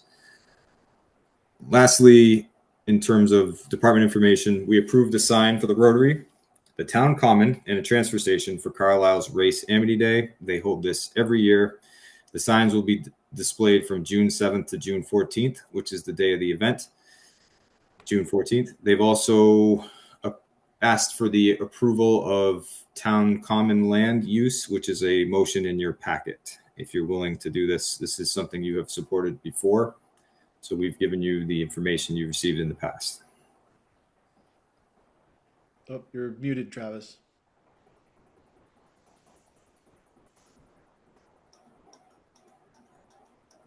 Okay, sorry about that. I move to approve the request of Gina Fox for the use of the town common for the Carlisle Race Amity Day potluck picnic. We don't have a date on that though. June 14th, right? June 14th. It's not in the motion. June 14th, 2026. I'll second. Further discussion or deliberation? Seeing none, let's do a roll call vote. Arnold, I. Modell, aye. Snell, aye. Stevens, aye. Viola, aye. Thank you. Okay, for staff recognition, I would like to recognize James Powderly. Now that he's officially announced his retirement, John Mativier, who gave a lot of this information and is still very much part of our team despite moving on to Lincoln, wanted to share some information about Jim and thank him for his service to Massachusetts communities and specifically Carlisle. So Jim has been a licensed plumber and gas fitter for more than 50 years. Before becoming inspector, he worked as a plumber alongside his brother and later went on his own, operating his own plumbing and heating company. After serving as the interim plumbing and gas inspector in Billerica, he accepted a permanent position with the town of Bedford. And in 2008, he became the plumbing and gas inspector for the town of Carlisle. For the past 18 years, he's proudly served both communities, consistently looking out for the best interests of our residents and never hesitating to hold plumbers to the highest professional standards. So though he'll be greatly missed, we have about a month left with him. We wish him the best for a well-deserved retirement. He is leaving us because he plans to move closer to his family, specifically his daughters, and he wants to spend more time with his grandchildren. So thank you to Jim for all of his work. If you have done plumbing work in town, you have met Jim and know he is a true professional. Some dates of interest coming up. You have meetings on the regular meetings. The only oddity is remember February 25th, you're meeting at Benfield to do a tour, and that is a public meeting. Did we confirm that time? I know we did, but I've forgotten. It's 9 a.m. Okay. Is there a calendar notice for that one? I didn't see one. I'll make sure. Okay. Thank you. The plan is to tour the building for 30 minutes, and then the residents who are interested in meeting with you will ask questions or provide information for the last 30 minutes. And I just wanted to mention that the COAHS talked about Benfield and the rental assistance program and a number of things. And anyway, some of them would like to come on the tour as well, which I can't remember who I asked about this, but that seemed to be fine. So just wanted to let you know there'll be some COAHS board people too. And they know it's not for their deliberation. So they're not going to post it. All right, that is my report, Mr. Chair. You're on mute. You. Thank you, Ryan. Moving I'm on to sorry. In the packet, I just wanted to note, I apologize, that the fire station work plan is in there. If you're curious about dates, I thought that was a helpful document. And then we're continuing to provide the police station budget as the numbers run down, so you can be comfortable with the numbers. That'll also be included in my packet every time we get one. Thank you. Okay. Thank you. All right. Liaison reports. I'll open. I just have two brief ones, and I don't know, Barney, if you want to comment on one of them. One is I went to the finance committee meeting last week, and most of this discussion was around capital and budget, as you would expect, and we'll hear more about that. They did spend a good amount of time talking about the Board of Health budget, and getting updated from Ryan on terms of their hiring process. And they did send a letter to the Board of Health last week, essentially asking, requesting that the Board of Health follow, that their hiring process be in line with hiring practices townwide. And they requested that they work collaboratively with the Board of Health to find a candidate who would both add additional value to town services as well as be at a lower step. And so they also express support for hiring an interim director to ensure there are no gaps in services. So essentially, their guidance is they will not support a budgetary increase over what's been requested. And there was some discussion around, following the process to understand where that's going. But I don't know if there was any follow-up on that. And as you know, the Board of Health is meeting tomorrow night to discuss that position. But it was a good discussion, and more to come on that. In addition, from a Conscom and LSC standpoint, Navneet has taken taken charge to draft a new LSC charter that's been distributed that they will be discussing on Thursday. Is that when the meeting is, Barney? Yes. Yeah. And I can distribute that. I think it's in their current packet, but on first read, it addresses a lot of the concerns in terms of returning them to more of an advisory role, taking a lot of the recommendations around voting and non-voting members, and really putting some more parameters around the process. So I think it was a really good first step, and I'm curious to see how those discussions go. But that's progressing fairly quickly. And just a little bit to add on that is that so Thursday night is when the Conscom will discuss it for the first time as a group, and they're not planning to vote on it Thursday night, but they're gonna, I think, discuss Navneet's draft and see if they have any changes, or generally seems like a good working draft. And then the plan is to get specific committees and boards, give them the opportunity to weigh in on it, particularly the LSC, but also others like the Agricultural Committee and the Trails Committee, people that might have a direct interest, and then get that feedback and bring it back to the Conscom and have the opportunity then for just also general community input before the Conscom takes a final vote on a new charter.